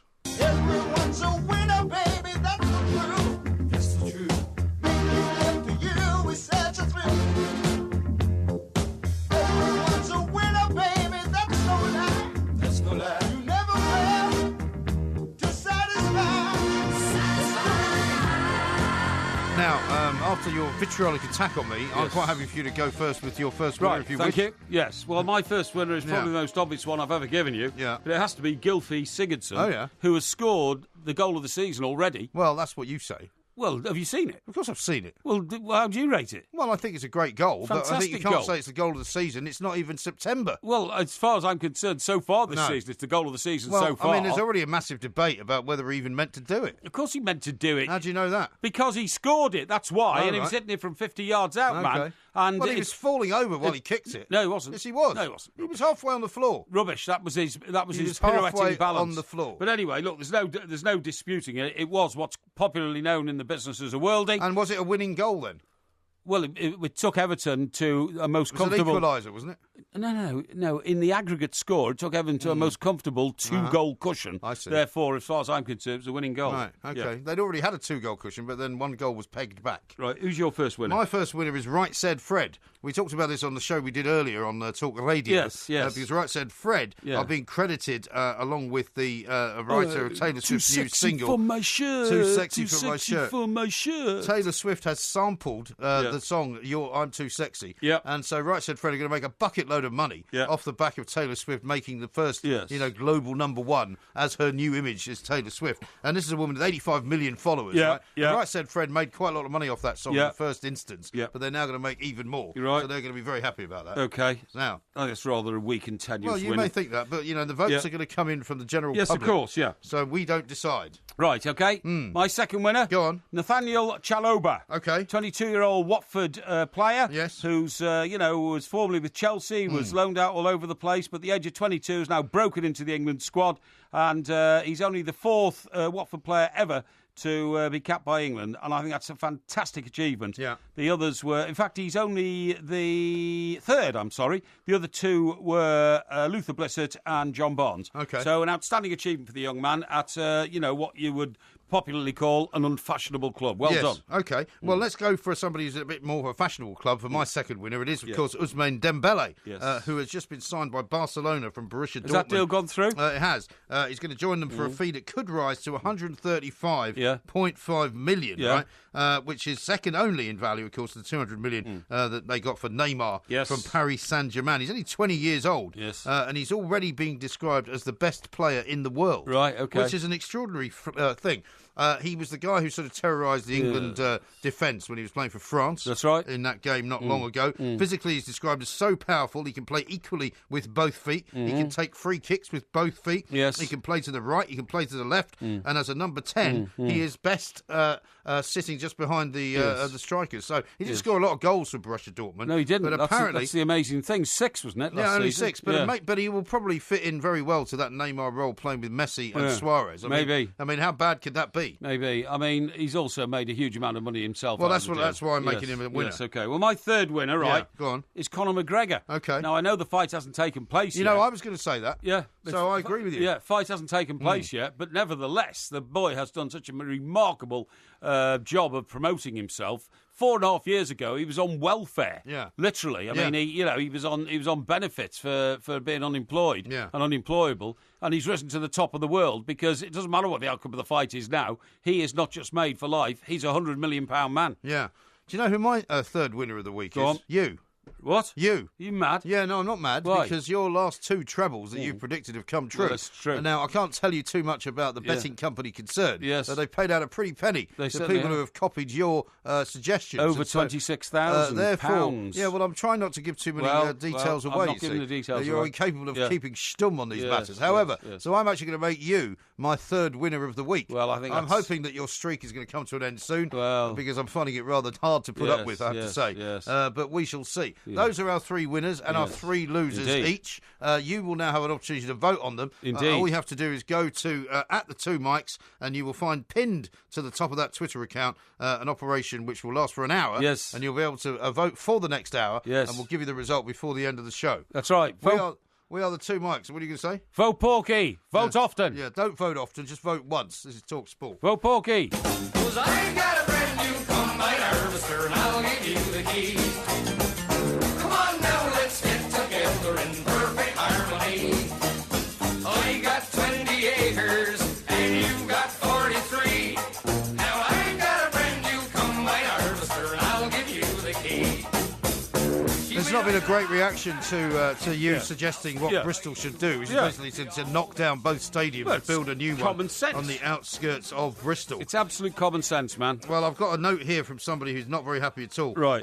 He's called himself Aston. So tell that clown Porky the team he supports hasn't won a thing since 1995, so you might as well disband them as well. Who hasn't won a thing a since 1995? The team you support. Yeah, well, OK. So, but it was called the FA Cup, not the Johnson's Paint Trophy, OK? Oh, all right. Yeah, so you're thank being you. snobbish about the trophies now. Yeah, and the fact is that Everton's record of winning things is the 4th best in the Premier League. So put that in your pipe and smoke it, OK? Now, Whites has just said, got to be MG in the winners and losers this week. Porky's just a sycophant, very weak submissions. You can, of course, vote now in winners and losers. Yes. Go to the 2 mics, at the 2 mics, Yes. and it's pinned to the top of the Twitter account. That's there. right. You can't miss it. The poll will be open for around about just under an hour now. We'll be able to announce the winner just before the end of the show. And please vote Porky, because mine were the best. Well, not They everybody really believes that. They really will. Robert in France says, I'm listening to you in the south of France, and I now have my dog looking at me expectantly. Yes. Can you please have less bone discussions? Exactly. Maybe being in France, you might have thought you were talking about Bone, the wine. Bone, the wine. B-U-A-N-E. That's right, very fine wine as well. It's in the Fleury And he's family. had a look at your picture, by the way, which I've roundly rejected as the basis that, Ziggy is a very, very well looked after pedigree Labrador. No who dog would turn that bone who down. Who doesn't need any leftovers from the likes of you. Yeah. And Andy says, looks like roadkill you scooped up earlier in the week, Porky. No, not at all. Correct reaction from MG. No, it was a shoulder of lamb. Jane says, I'm pretty sure Ziggy doesn't need the scraps like that. He is well looked after. Well, Jane, I can tell you, if you go on holiday and abandon your dog, is that looking after it, eh? Well, it wasn't abandoned. Is it? It wasn't abandoned. Yeah. Here's one from Liam. Did he disclose where he got the bone from? It looks almost human. Morrison's. I told you, I got it from Morrison's. Shocking. Because I go well, that's another shopping thing. there My early. dog doesn't eat food from Morrison's. Yeah. Oh, really? No. Oh, I see. Your dog's an elitist dog, is it? No, my dog is a pedigree Labrador. doesn't eat rubbish. Yeah. The kind of crap that you eat, he wouldn't want to pass his lips. Very cruel note here from Paul. Porky, have you been grave robbing again? What is he talking about? Yeah. Dear me, that's shocking. That is a shocking allegation. Now, something happened earlier today, which I unfortunately have not yet heard, but I'm about to hear now. Right. Because on Clips of the Week, you managed to make the final cut, as you often do. Yes. Normally it's from our show, but this is from your show of last week. Exactly. And I just want everybody who didn't hear it to have a listen to this. Well, I just can't help believing when she smiles up soft and gentle with a trace of misty morning and the promise of tomorrow in her eyes. I just can't help believing when she's lying close beside me and my heart beats with the rhythm of her sighs. What are you laughing at? Is this what you call a radio show? The girl is going to stay. This was my tribute to Elvis. It's called Talk Radio. No. He's dead. Hang on. This gonna stay. Dear God. While you were filling your gullet with gallons of ouzo. Yes. That would drive anybody to fill their gullet with ouzo. I was paying tribute to the death of the king. The death of the king. Yeah, that's right. Yeah. On which particular anniversary was this? It was the 40th death of Elvis Aaron Presley. Oh dear. And of course that was the 40th anniversary of your death. You see, that's a really nasty and wicked thing to say. It's not wicked at all. No, it's not. Really kind of brutal, except that I don't take anything you say seriously. Why would you take that seriously? Well, I don't, Right, Russell here says, fantastic. Yeah, that's enough Porky singing. Get rid of it. No, I'll get a few tribute notes on that one. That's for sure. But, Russell says, on the winners and losers, just replying to Porky, some really good calls from both of you, but Porky wins it for the outstanding choice of Barkley and the farcical League Cup as losers. So I think I hit the nail on the head again there, and I have touched the pulse and the heartbeat of our millions of listeners out there. Well, it's very close. I can tell you after 170 votes, 51 minutes are left. Yes. It's 49-51 in your favour. Exactly. So it could go either way, frankly. No, I don't think so. Depending on how many fake accounts you've got. I think it goes my way. It keeps. I keep getting a surge, and then it's pulled back. Then I get a surge. So please, if you're listening, I want to hear about that. It's a family show. And my winners and losers were fantastic, by the way. I think I should remind you what they were, just so you can vote for me, because I want you to vote for me, okay? Because I am the best. And my losers were Ross Barkley, Jack Wilshere, and Caribou, who I call the Carry On Cup. Okay. And we haven't of course, got time. My winners were There's no more time. Were Gylfi Sigurdsson. Yeah, there's no more time. Yeah. We've got to get to the news. Amongst three. This is Talk Sport.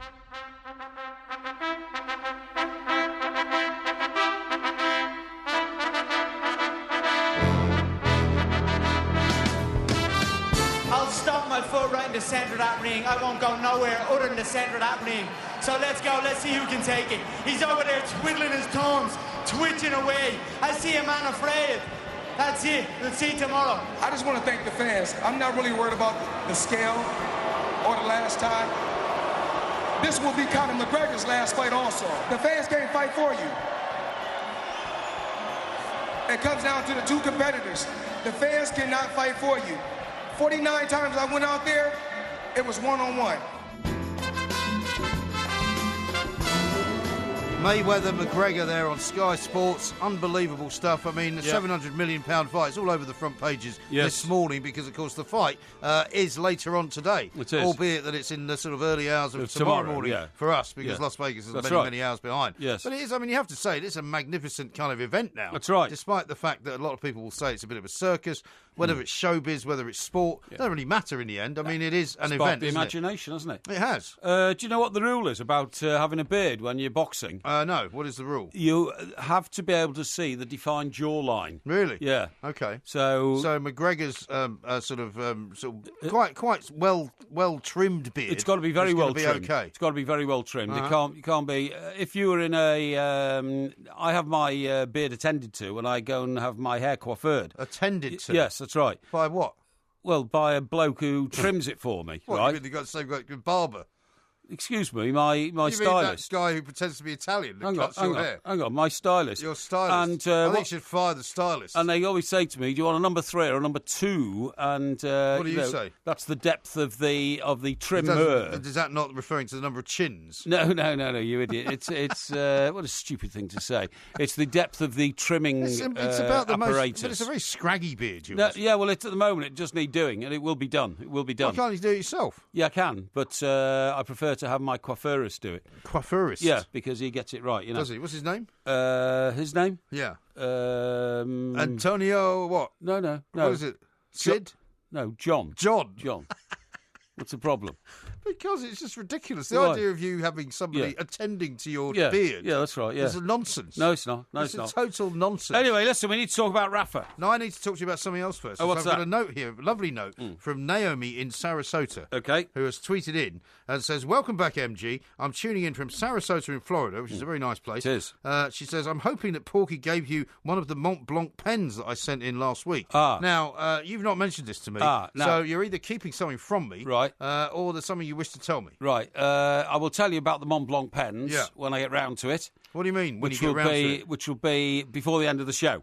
I want to show you to them. We're going to take some pictures, and we're going to thank what's the name of the lady? Naomi in Sarasota. Naomi in Sarasota. Why have you not mentioned this to me? Because we've had so much to do since we you got haven't. back. Yes, No, we have. That's rubbish. Yes, we have. We've done 2 radio shows before this one. That's right. I've been here since Wednesday night. Yes. It is now Saturday morning, effectively. Yes. You've not mentioned the Mont Blanc pen. No, I haven't mentioned the Mont Why Blanc is that? pen. Well, I'm not sure whether you I should smell take a rat. possession of one because you Was the pen sent to me? Well, they were both sent to me, actually, but one of them was Naomi, labelled for you. Naomi says it was meant for me. Yeah, but what can I tell you this? Yeah. You treat pens with such disdain, you don't know lose them that. all the time. No, you don't know that. You've never had a decent pen. That's In all the not time true. we've worked together, you've never had a What a decent state of pen. you. I've got all sorts of pens. I've got Parker pens. Yeah. I've got pens inscribed with my own name on Have it. you? Really? I've got pens which are made by Yeah. Cross. I used to have a I've friend got at school that had that pen inscribed with his own name in case he ever lost them. Yeah. And his underpants inscribed with his own name as well. And I'm going to show you. The pens before the end of the show. Really? And I want to thank Naomi very much. I think you were trying to steal them, weren't you? No, Yes, you were. No, nothing like that at Yeah. all. And I'm going to write Naomi a thank you note as well. Are you? Because the pens she's talking about are very expensive pens. Really? I'm going to take a picture and put them out before the end of the show, okay? Well, Does that suit White's is backing this up. He says definitely at least 2 Mont Blanc pens were sent in. Yes. So why have you not mentioned it? I'm Well, shocked. Excuse me. I mean, you're not normally this dishonest. Excuse me. I'm not being dishonest. If you'd listened to the show while you were away, I didn't listen to it. It was a postman pork. I opened the box. Yeah. I said these are fantastic and all that. So everybody knows about them except you. Well, except me You thickhead. because I wasn't here. Yeah, well, you don't keep up with things. And you that's haven't why. told me. What do you think I'm going to listen to your useless radio show Right. while I'm away? Now then, Daniel here says, and this is a bit of a backhanded compliment. Yeah. He said, very interesting to hear Porky doing his Elvis tribute. So I did mine. I turned off Porky's. Thank you very much, says Daniel. Yeah. It's a bit harsh. Alex says, I'm listening in on the commute back from Moorgate after some mild bladderation. Can't wait to open some Porky scratchings when I get home. Yes, very good indeed. And he's enjoying it. Now, I've got some breaking news for you as well, which is that the voting on winners and losers is in a dead heat at the moment, 50-50. Yeah, okay. So don't How long forget, is left to go? 39 minutes left. 39 minutes left. So Vote you can Porky. Vote Porky. Right, I've got one here from Goatman. Strange name. Yeah, He well, that's says, Rob, the guy that you met. Oh yeah, of course You it say is. that every time. That's right. He says, 3 Two Mike's radio shows in 24 hours. It's like all my Christmases coming at once. Yes. Well, thank you very much indeed for that compliment. And Paul says, new depths of despair in the Porky... What's your problem? I'm just laughing at his illustration. In the Porky quiz, Yeah. who the hell is Jean Van Monimont? This was due to the question which said, what is the name of the Belgian actor who currently stars in a US beer commercial?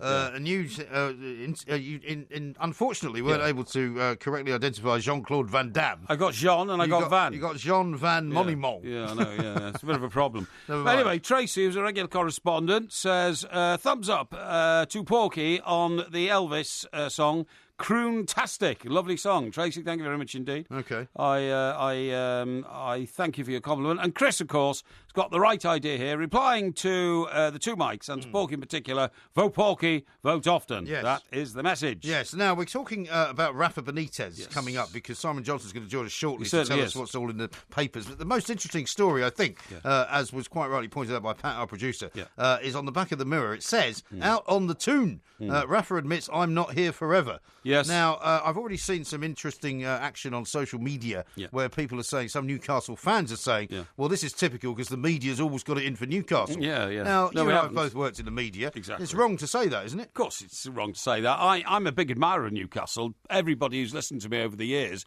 will know that I love Newcastle as a place. I love the wax people. lyrical about it all the time. I do. I think it's a fantastic regional centre, and they've got their own terrific, Geordie culture and all that kind of stuff. The Newcastle United Football Club is an iconic monument within the town. You and I have stayed in the hotel opposite, the Sandman. Yeah. And, it's a magnificent structure. It's high up on the town. It looks over the town, really, because it's the top of a hill. We walked down that hill to our theatre, remember, every night that we were there. That's right. And I would love them to have had success in the 90s when they had a very good team. They had a 12-point lead in the Premier League. They could have been a Premier League champions, and they didn't make it. And then they've been on the decline ever since, which is a shame, because everybody in Newcastle who follows football is a Magpies fan. They've only got one team. Oh, I know. So I haven't got any downer on Newcastle. If anything, I've got a downer on the fact that they haven't done better. Yes, but I mean, you were telling me earlier, Rafa Benitez, it says here, served notice his Newcastle reign is not a long-term project. Now, when he signed this deal with Mike Ashley, there was a couple of interesting shall we say, clauses in the contract. My understanding is that in order to get Rafa to sign when Mike Ashley needed him, because he's a very big name in football, he's a winner of the Champions League, as we all know, and he's managed some of the biggest clubs in the world. And Mike Ashley was desperate to get him. He offered him an extremely attractive contract, right. But my understanding of it is that if Rafa leaves before the end of that period of contract, which I think is 3 years, but might be 5, I'm not sure, I haven't seen it, then some money will have to go back in the reverse direction if the contract is not fulfilled. Yeah. And was the reason over the period of time? Yeah, and was the reason for that so that he wouldn't rush off if, for example, they didn't come straight back up? Because that might have been a reason to put something like that in there, right? Because Rafa might have said, right, we've done a year in the Championship and we haven't come back up, so now I'm going to leave and go and get myself another Premier League team. As I understand it, there was a big bonus to get him back up, right? So that looked after that part of the contract. Yeah. But then, to stay up, I think it was realised that Rafa would have to stay, you see what I mean? Right.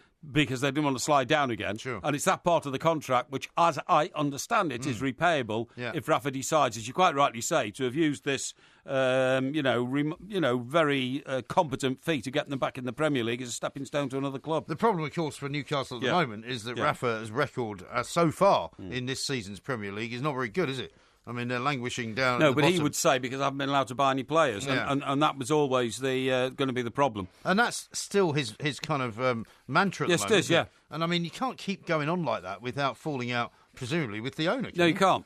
I totally agree. You can't, because the impression you get from Rafa is that he's preparing the reasons for failure. Yeah. And I'm not saying that he's making excuses. I'm saying he's preparing the reasons for failure. Yeah. Because he hasn't got as good players as other clubs in the Premier League, because he hasn't spent as much money. Well, this weekend they're playing West Ham, right? Yes. And both of those teams have not yet I think won West a game. Ham are bottom, aren't they? West Ham are sitting bottom because of a -5 goal difference. Yeah, that's right. Yeah. Crystal Palace -4, Brighton -4.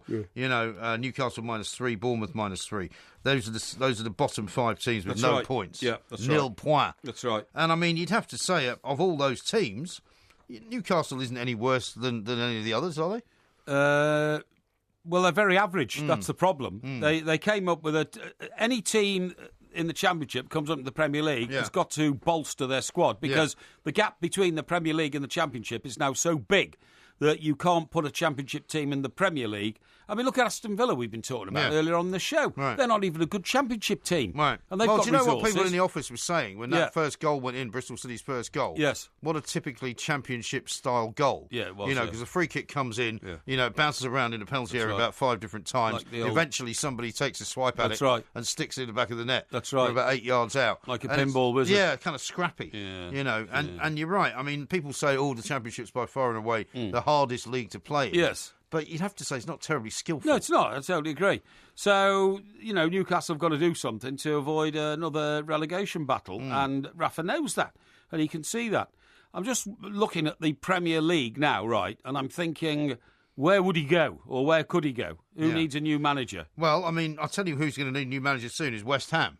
Because I think if West Ham don't improve shortly, they're going to find that they're going to be looking for somebody else. I think that's not a bad shout. Yeah. I also think Palace are going to... Well, look, we're looking at the bottom 14. Yeah. I don't think Brighton will be looking for a new manager because No. I think Brighton are a promoted team. Chris Hughton has got an outstanding track record with all the clubs he's been in. So I think Brighton will persevere with their manager till at least Christmas and maybe beyond, right? Yeah.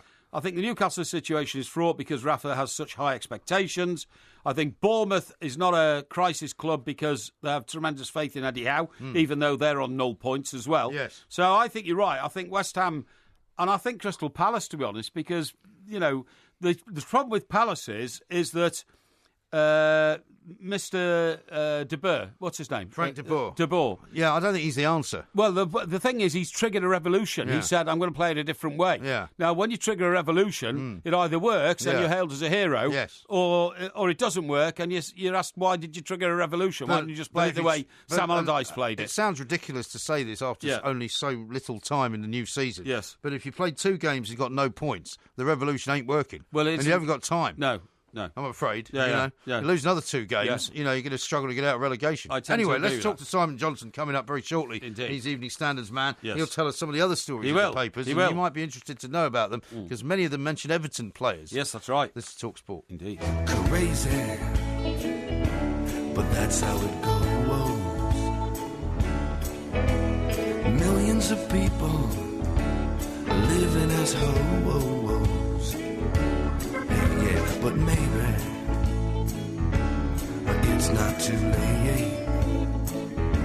This is talkSPORT. We are the two mics. We're here every Friday night from 10 till 1. I can tell you it's 50-50 still in the old two mics voting scenario. Only 27 minutes left for winners and losers, so get yourselves voting. Go to the two mics Twitter account. It's pinned to the very top of it. Yes. So despite all your pleas to try and get people to vote for you, it's not working. Yeah. Now, Simon Johnson's a good friend of ours. Vote Porky. Yeah, all right, calm Yeah. down. Yeah. Simon's with The Standard, of course. He's going to run through some of the stories on the back pages. But, Simon, a very good evening to you. Let's start with Rafa, because what's the signal here he's trying to give to the fans?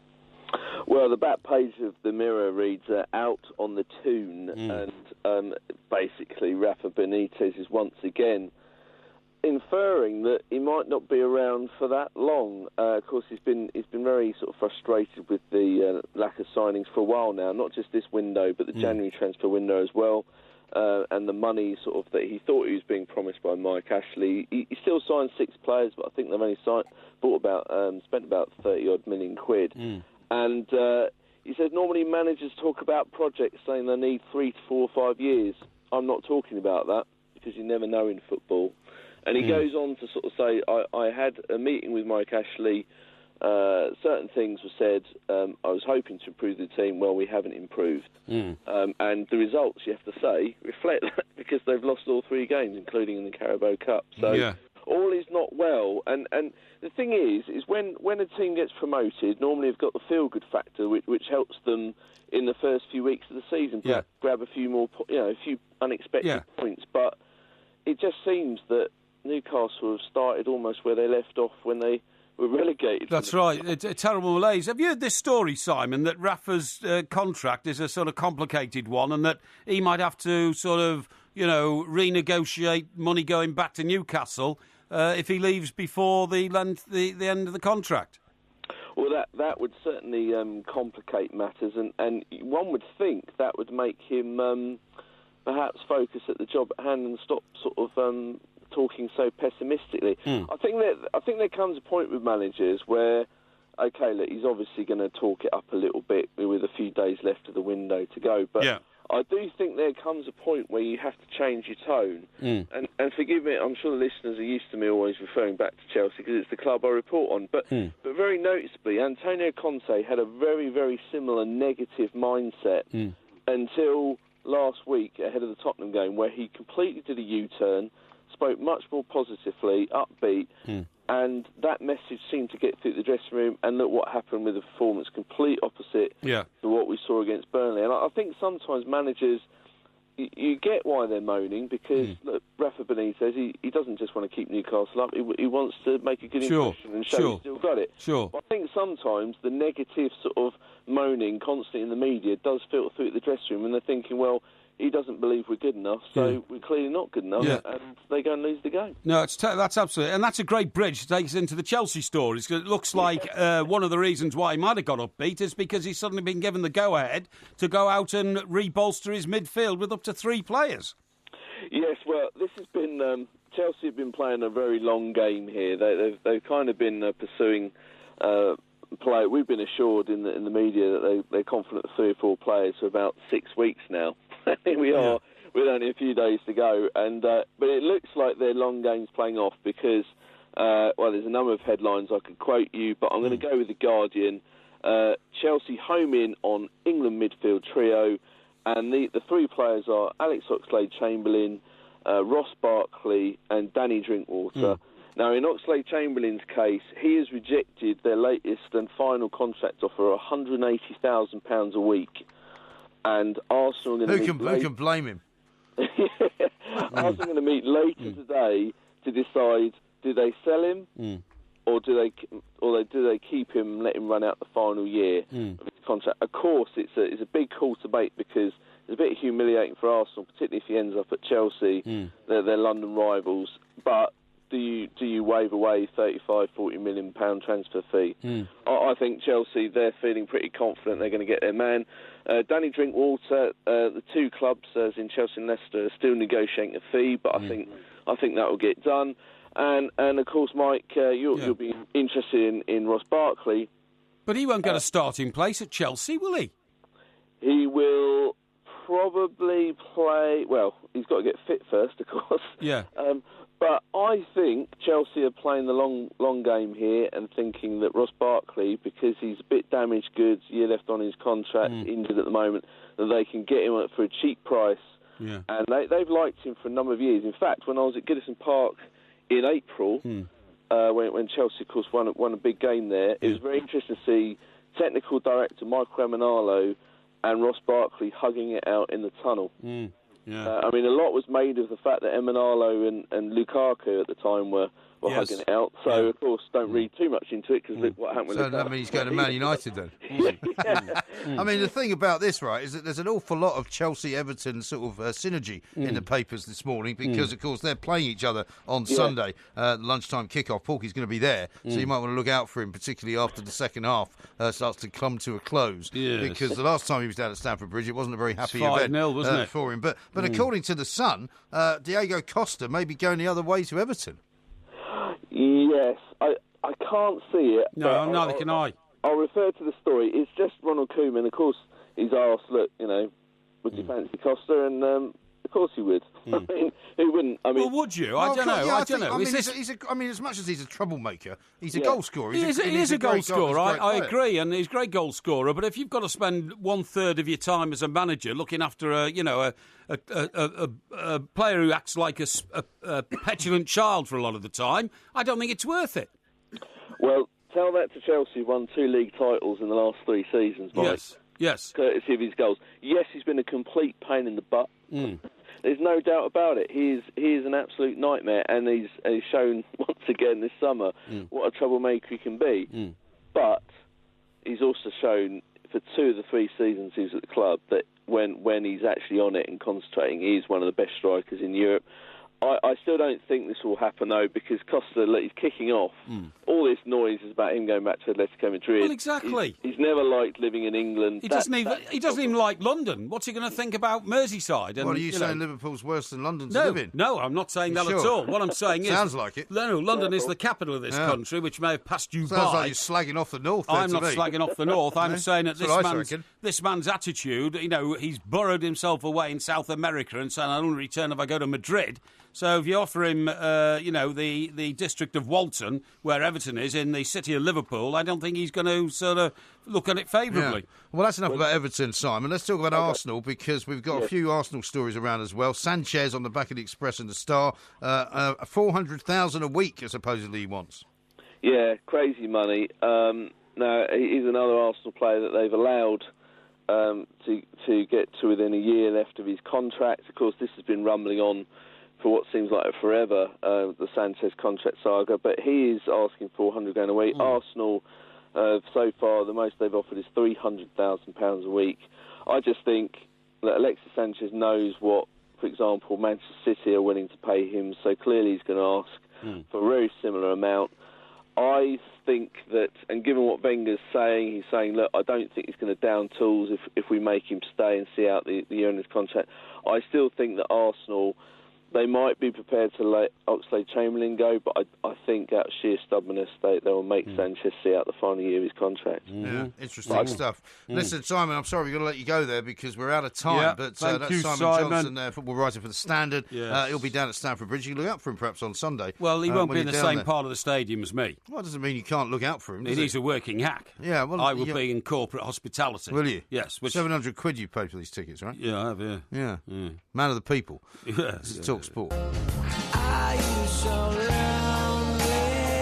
You don't even know me, but you'd like to stone me. Mr. Writer, why don't you tell it like it is? Why don't you tell it like it really is? This is talkSPORT. We are the two mics, and of course, coming up, we're going to be here tomorrow for the warm-up at 11 a.m, just in case you wondered. That'll be our third show in about 24 hours, won't It will, indeed, yeah. Which is not bad going, you'd have to say. Not bad going at all. And then we'll be back on Talk Radio on Monday morning. We will. At around about 10 o'clock. That's right. Well, exactly 10 o'clock, And actually. to get a warm-up of what sort of mood we're in on Monday morning, tune in to Sky News, please, where we will be reviewing the papers. We will. On the goggle box. The papers.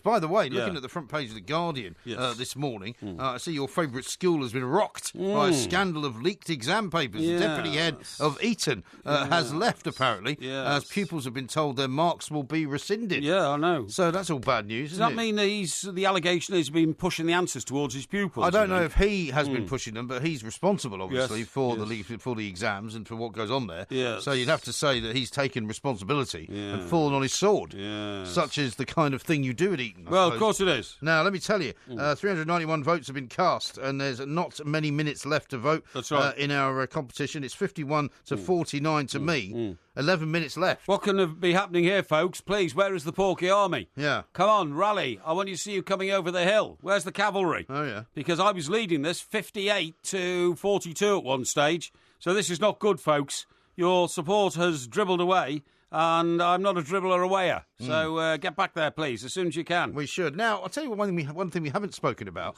because it kind of happened a few days ago, and we weren't on talkSPORT when it happened. And Whites has said this. The England squad should only comprise Championship, League or lower, would then only get players who would fight for their places.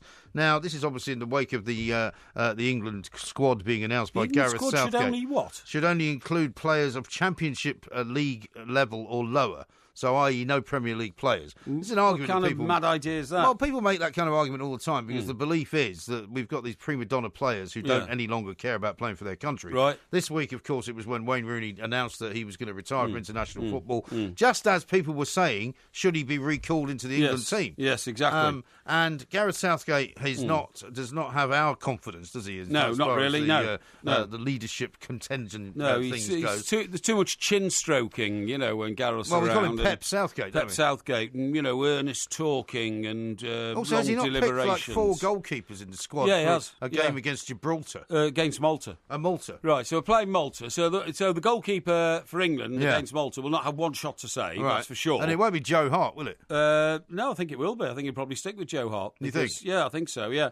And so Gareth's decided to pick 4 goalkeepers. Don't get it. That game is live on talkSPORT, by the way, right before this show, this time next week. That's right, yeah. So we'll be taking your calls on the England game we certainly afterwards. But, he can't win, can he, Gareth Southgate? Because, in the end, even if England win it sort of 3-0, that won't be seen as a big enough margin. No, it won't. And if they do let a goal in, it'll be a disaster. Yeah, for some unknown reason, he's chosen a 28-man squad as well.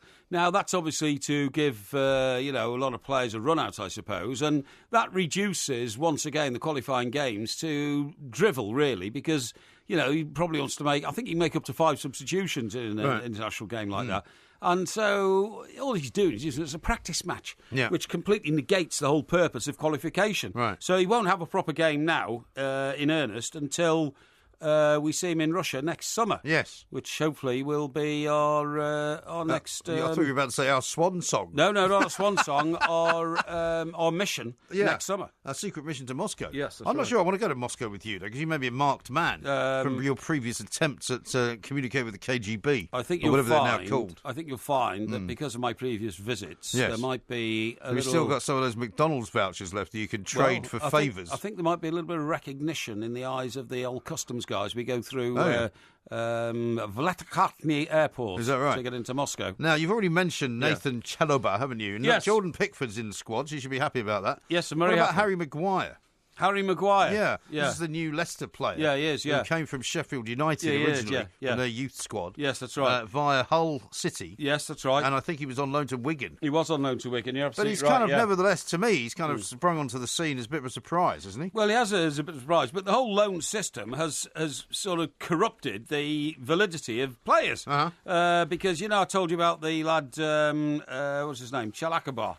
Chalobah. Yeah, from Watford. Yeah, exactly. Yeah. But he spent most of his career on loan before he got to Watford and made himself a permanent fixture there. Well, Lukaku was permanently on sort of loan till he came to Everton. Well, he's doing it right now, isn't he? Of course he is. He's doing brilliantly well. Is he not the top scorer in the Premier League? Well, yes, or joint. But, he's got 3 goals in 4 games. He's got 4 goals in all their competitive games so far, so he's done very well. Yeah. But, the England squad's huge. It's got so many players in it that I think that Gareth should have picked a smaller squad, not a larger squad, for 2 inconsequential games. Yeah, but you see, again, he has no place to go because he can't win. If he picks a small squad, people will say, why don't you pick more players so that they can get more experience of the England setup? Yeah. Because a lot of people talk about the England setup and how important it is that they all kind of mingle together in St George's Park and all that.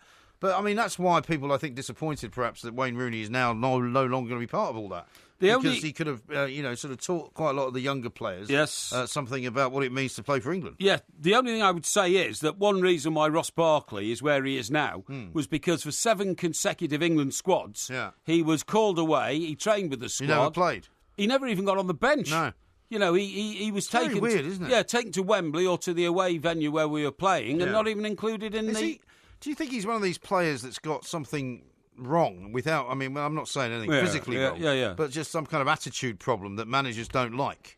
Is that possible? Yes, it is possible because I think it's difficult for a man like Ronald Koeman to so completely fall out with the player so early in his tenure at Everton. Now, I know Mr. Koeman is a disciplinarian, and if you listen back to the feedback from Finch Farm, the training camp, you're not wise to get on the wrong side of Mr. Koeman. And also, he runs a tight disciplinary ship. However, people have said to me, it was amazing how early on he fell out with Ross Barkley. And that people said Ross didn't even really have time to upset him before he decided. So was that reputation that went ahead of him? Or something? I think it was, the thing about first impressions. I think it was a first impression type situation. And he decided that he didn't really think that his attitude was convivial to the way Mr. Koeman wanted it. Yeah, or maybe not a team player or something. Yeah. Interesting hearing him on the news there at midnight saying that he would welcome Diego Costa at Everton because if he is a disciplinarian, does he think that is it a bit like a Mario Balotelli scenario? He thinks he can tame him. Maybe. I mean, lots of managers. I mean, do you remember, one reason I think why Brendan Rodgers, I'm telling you, is that Celtic are in the Champions League, though. Listen, I'm not knocking what he's doing up there. He's doing a brilliant job. But what I was going to say to you was, one of the reasons I think he's up there, or contributory to him leaving Liverpool, was his signing of Balotelli. Yeah. And that was a classic situation of the one you've just outlined. I contain Balotelli. Yeah. Balotelli had a very, very rocky tenure at Manchester City. Yeah. Well, Mancini had fights with him and all sorts, didn't he? It was then even worse when he went to AC Milan, didn't he? He went to AC Milan. Yeah. It's even worse there, where he's kind of going on strike and all this kind of stuff. All of a sudden, Brendan Rodgers thought, no, I can tame this boy. Yeah. Well, you can't always do that. But, of course, in the Euros, around about that time, he was brilliant. He was. He had a fantastic. He was the best player in the Euros, practically. Yeah, he was. Yeah, yeah. But so then Brendan Rodgers probably looked at him and thought, "Oh, well, the boy's changed." He's now magic, by the way. Brendan Rodgers just appeared on one of our internal monitors. I know. That's fine. Isn't that incredible? It is incredible. Now I've got to tell you this: 4 minutes left in the great vote, winners and losers. Yeah. I'm still 51-49 ahead. Yeah, come on. Where is the Porky Army when you need it? You got 4 minutes to change that if you so wish. Yeah. Because the show's nearly over. Well, hang on. I'm going to try and vote again. You can't vote twice. Well, I vote under another name. What do you think or you are? Some kind of student voting for Jeremy Corbyn? No. That's not allowed. You can't change the world, mate. You can't. This is talkSPORT, by the way. Yeah.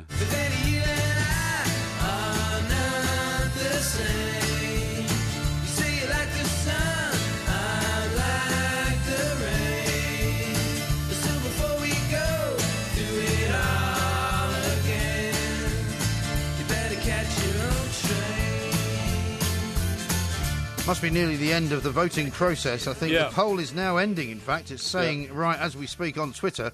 Now, sometimes there's a bit of a surprise at the end, so I'm not going to tell you. But as it is ending, it is currently 51-49 in my favour. Yes. But that's not the final result, because of course it's not. Until we see the final result, that's right. Sometimes things get added up right at the end. Yes, that's right. So it could be that you'll come back with a sort of a coming up on the inside. And I'm not sure I retweeted it properly, so I've retweeted it again. Have you? So if you're out there, folks, let's have a vote for the Porkmeister, because I do not deserve to lose. My picks were very good. Well, if you do lose, of course, yes. It's only going to be 2-1 to me, so you're not going to be very far away. Well, that doesn't matter. Now, I'm looking at the front page of tomorrow's Daily Telegraph, okay? Yeah, okay. And once again, across the top, Diana, Princess of Wales, her legacy, that fateful night, how she changed the monarchy forever. I'm fed up with it. I'm sorry. A 76-page special of Telegraph magazine. How many pages? A 76-page special on Diana tomorrow. I mean, if I read one more word about Diana, much as I loved her, and of course you loved her? Yes, I did. I thought she was a fantastic British icon. And she was great for us and the world. She improved trade and she improved diplomatic ties with the rest of the world, countries around the world, men all over the world who were leaders of countries fell in love with her. And she did a great thing for us. And I sadly had to break the news of her death to a waiting world. You keep saying, but there's no proof of that. Really. I did. And there's as ever, there's no proof of it. There's all proof of it. Now, but the story that caught my eye in the front is this one. It says, Tories hostile to business, okay? Yeah. Now, I'm completely apolitical, but I've always regarded politicians as hostile to business because they're too incompetent to understand that if you run business properly, you get more taxes out of it, and you can use those taxes to fund great public projects in the world. Well, I mean, the problem is that they weren't always hostile to business because many of the people who were in Parliament used to be in business. Yes, that's right. So nowadays we have the birth of the kind of professional Right. politicians. That's absolutely who've right. never done anything. That's right. Now, I've always regarded Labour as hostile to business because their view of life is that we have to extract money from, profitable enterprises to pay for great social projects. That's their philosophy, and they're entitled to it. But the opposite view used to be, offered to us by the Conservatives, and that is we prefer to be a low-tax party and a small government nation because we think that if people are allowed to spend their own money, that in itself stimulates the economy. They seem to have forgotten about all that. They've forgotten about all that. And when it says Tories hostile to business, I am reading day in, day out, in my business journals, more and more taxes. There's even a tax now going to be imposed on businesses depending on which floor of a building they work on, right? And the higher up, the higher up you are, the more you pay. The more more tax you pay. How bizarre! Is that the answer to why a lot of people are now saying that? Because I read this the other day. That they're going to have, as you walk into a building, they're going to have a stair tax, an open plan office. Right. That's and right. the boss is going to be on the bottom floor. That's right. And everybody else is going to work around it. That's right. It's called a stair tax. If you can actually leave your floor, walk upstairs, and go to the floor upstairs, right, you can be exempt to certain taxes. Really? But if you're a self-contained business, you pay more isn't it? taxes. That's mad. Honestly, it drives me absolutely mad. The other things that you're in bad shape then if you're in a penthouse running a business because you'll have to pay for being high up. I don't run my business from a penthouse. No, where do you run it from? From my office. Your office? Yes, in where's your Stockbroker office? Belt. Well, it's in a penthouse, isn't it? No, that is not. You've got a separate office. I do. I do Really? have a separate office. Oh, yes, really? Whereabouts absolutely. in Stockbroker Belt was that? That's in a. Well, it's a little bit inside Greater London, not Right. Stockbroker Belt. So it's not up any stairs? No, it's not. No, it's Is on it the a ground shed? floor. No, it's not. No, it's. Well, you've never told me about this. It's my financial advisor's. Oh, it's your business. accountant's office? No, my financial advisor. Oh, My okay. accountant's separate. Is he? Yes, Is that's he right. on like the ground floor as well? Ground floor, yes. Really? Both ground floor, yeah. Is it one of those like porter cabins? No. This is it's a very big development office actually. Is It's it? a place called Horsham. Horsham? Yeah, it's right next to the theatre. It's very Okay. good. All right. Now, what I was going to say to you is the other thing that the David Cameron did spectacularly to. Is this what you want to spend the last 5 minutes of the show talking about? Yes, I do. Just your own sort of selfish, I pay too much tax, moaning and groaning. No, this Why is don't for you the save it for the 1 minute moan tomorrow. This is for the rest of the country. No, I've got a great nobody's 1 minute interested. moan tomorrow. Have you? Yeah, they are. I'll make a And that change. is what they did is they decided to up the minimum wage. Now, I think people should be paid a decent wage, right? Do you? But many small businesses run on 6 or 7 people, and they have very small margins. Yeah, all right. When David Cameron tried to make himself I don't know not why a having a posh go at boy, all these people. not a posh boy, not Yeah. an Eton boy, not an Oxford boy, but a man who looks after the working man Man of the people. and artificially put up the minimum wage Yeah. to the highest in Europe.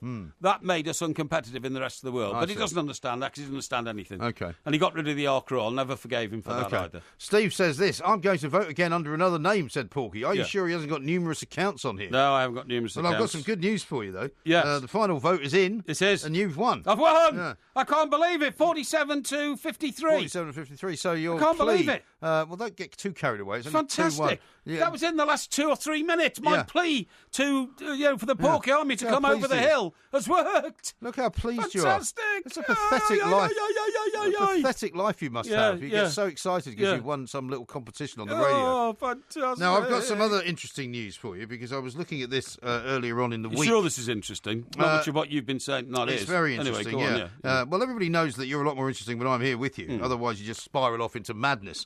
Now, apparently, you can make yourself look more competent than you actually are. Well, you have a hard one with your loaf-like face. Well, I don't need to be any more competent Anyway, because go I'm on, perfectly competent. Yeah. But one of the reasons that you can make yourself more competent is this, and I think you do this. Speak quickly. It says, if you've got something to say it quickly. Yeah, I don't In agree with that. 1975, a study in the language journal, the journal Language and Speech, Brigham Young University, they said that an awful lot of people rated the speakers most competent when their voices had been sped up and least competent when their voices had been slowed down. I don't agree with so that. if you talk too slowly... Well, you and I have often said this, right? Yes. Some football managers pretend to sound kind of thoughtful, like Yes, that's Gareth right. Southgate. Yeah. Brendan Rodgers has been accused of this in the past. Yes. People who try and sound rather kind of, thoughtful and pensive. And cerebral. Yeah. Yeah. I mean, actually, they sound less competent Yeah, they because do. they're not thinking quickly Because they're enough. hesitating, that's Yeah. right, and you think their mind's drifting off somewhere. Yeah. Yeah. Exactly right. Except that if you speak too fast, people speak like this and gobble their language, are so insecure Yes. that they try to get the words out before people understand what they're saying. Well, that's different. Obviously, there has to be an optimum speed. Now, the Yes. second thing is that in order to appear more competent, you should ask for advice because people who ask for advice are considered to be very self-confident. Yes. Because if you're not confident, you don't ask for advice in case you're worried that people don't think you know what you're doing. Yeah, that's true. I always ask for advice from people. Do you? If there's something that I need clarifying, or I've never heard you ask for advice. Really? No. You've never asked me for advice. Well, yeah, but I ask people for advice who know what they're talking about. Like I who? don't ask some juice-headed, low-faced individual who, basically Charming. thrashes around in life trying to pretend he knows what he's doing. Okay.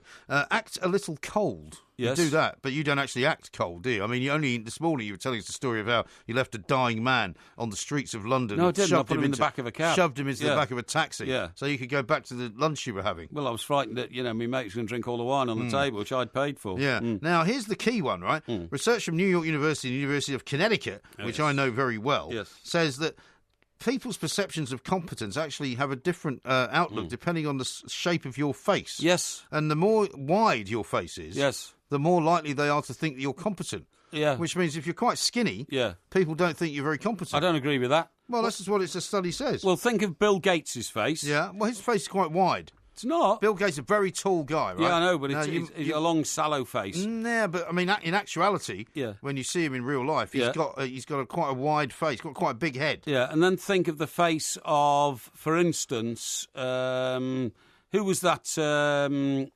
Who was the guy in America who he was a mayor, but I mean, he was also pimping prostitutes and all sorts You're of talking things. about Marion Barry? No. Down in Washington, D.C.? No, not Marion Barry. I was living in Washington, D.C. when he was there. He was a crack addict. He was a crack addict, that's right, yeah. He used to get on the old crack pipe before he went into the chamber. Yeah, he did, yeah. But there was another guy, wasn't there, in... I can't remember who he was now. Are you thinking of the guy in Canada? Yeah, I think the one who ended up also involved with crack and all sorts of stuff. That's right, yeah. And he was in the diner. That's right. A big fat guy. That's right. Ford. His name was Ford, I think. That's right. That's the guy. Don't call my name. It was, yeah. Anyway, looks like time's up. Is it time's up? Okay. Well, I'm going to read a last message here then. And it's from a guy who just calls himself Whitey, okay? Okay. But it says, the two mics on talkSPORT. Great show, lads. Fantastic to have you both back, bouncing off each other in your inimitable Radio Gold style. Superb. I didn't read that out to big us up. I just read that out because I want to say... sounds like it. No. I just wanted to say, Whitey, thank you very much indeed. Where's my pen, by the way? Are you bringing me that before the end of the show? Oh, yeah, I tell you what. The show's now ended. We'll do that on the show tomorrow. Really? Because I want to present it to you on air in thanks to the people who gave it to us. Well, I hope it's still in the case. And the only reason I read out Whitey's there was because I want to reflect that we are communicative with our audience. Right. Thank you very much indeed. Thank you. All right, we'll be back tomorrow on the warm-up from 11 a.m. Yeah. We have been the two mics. This is talkSPORT.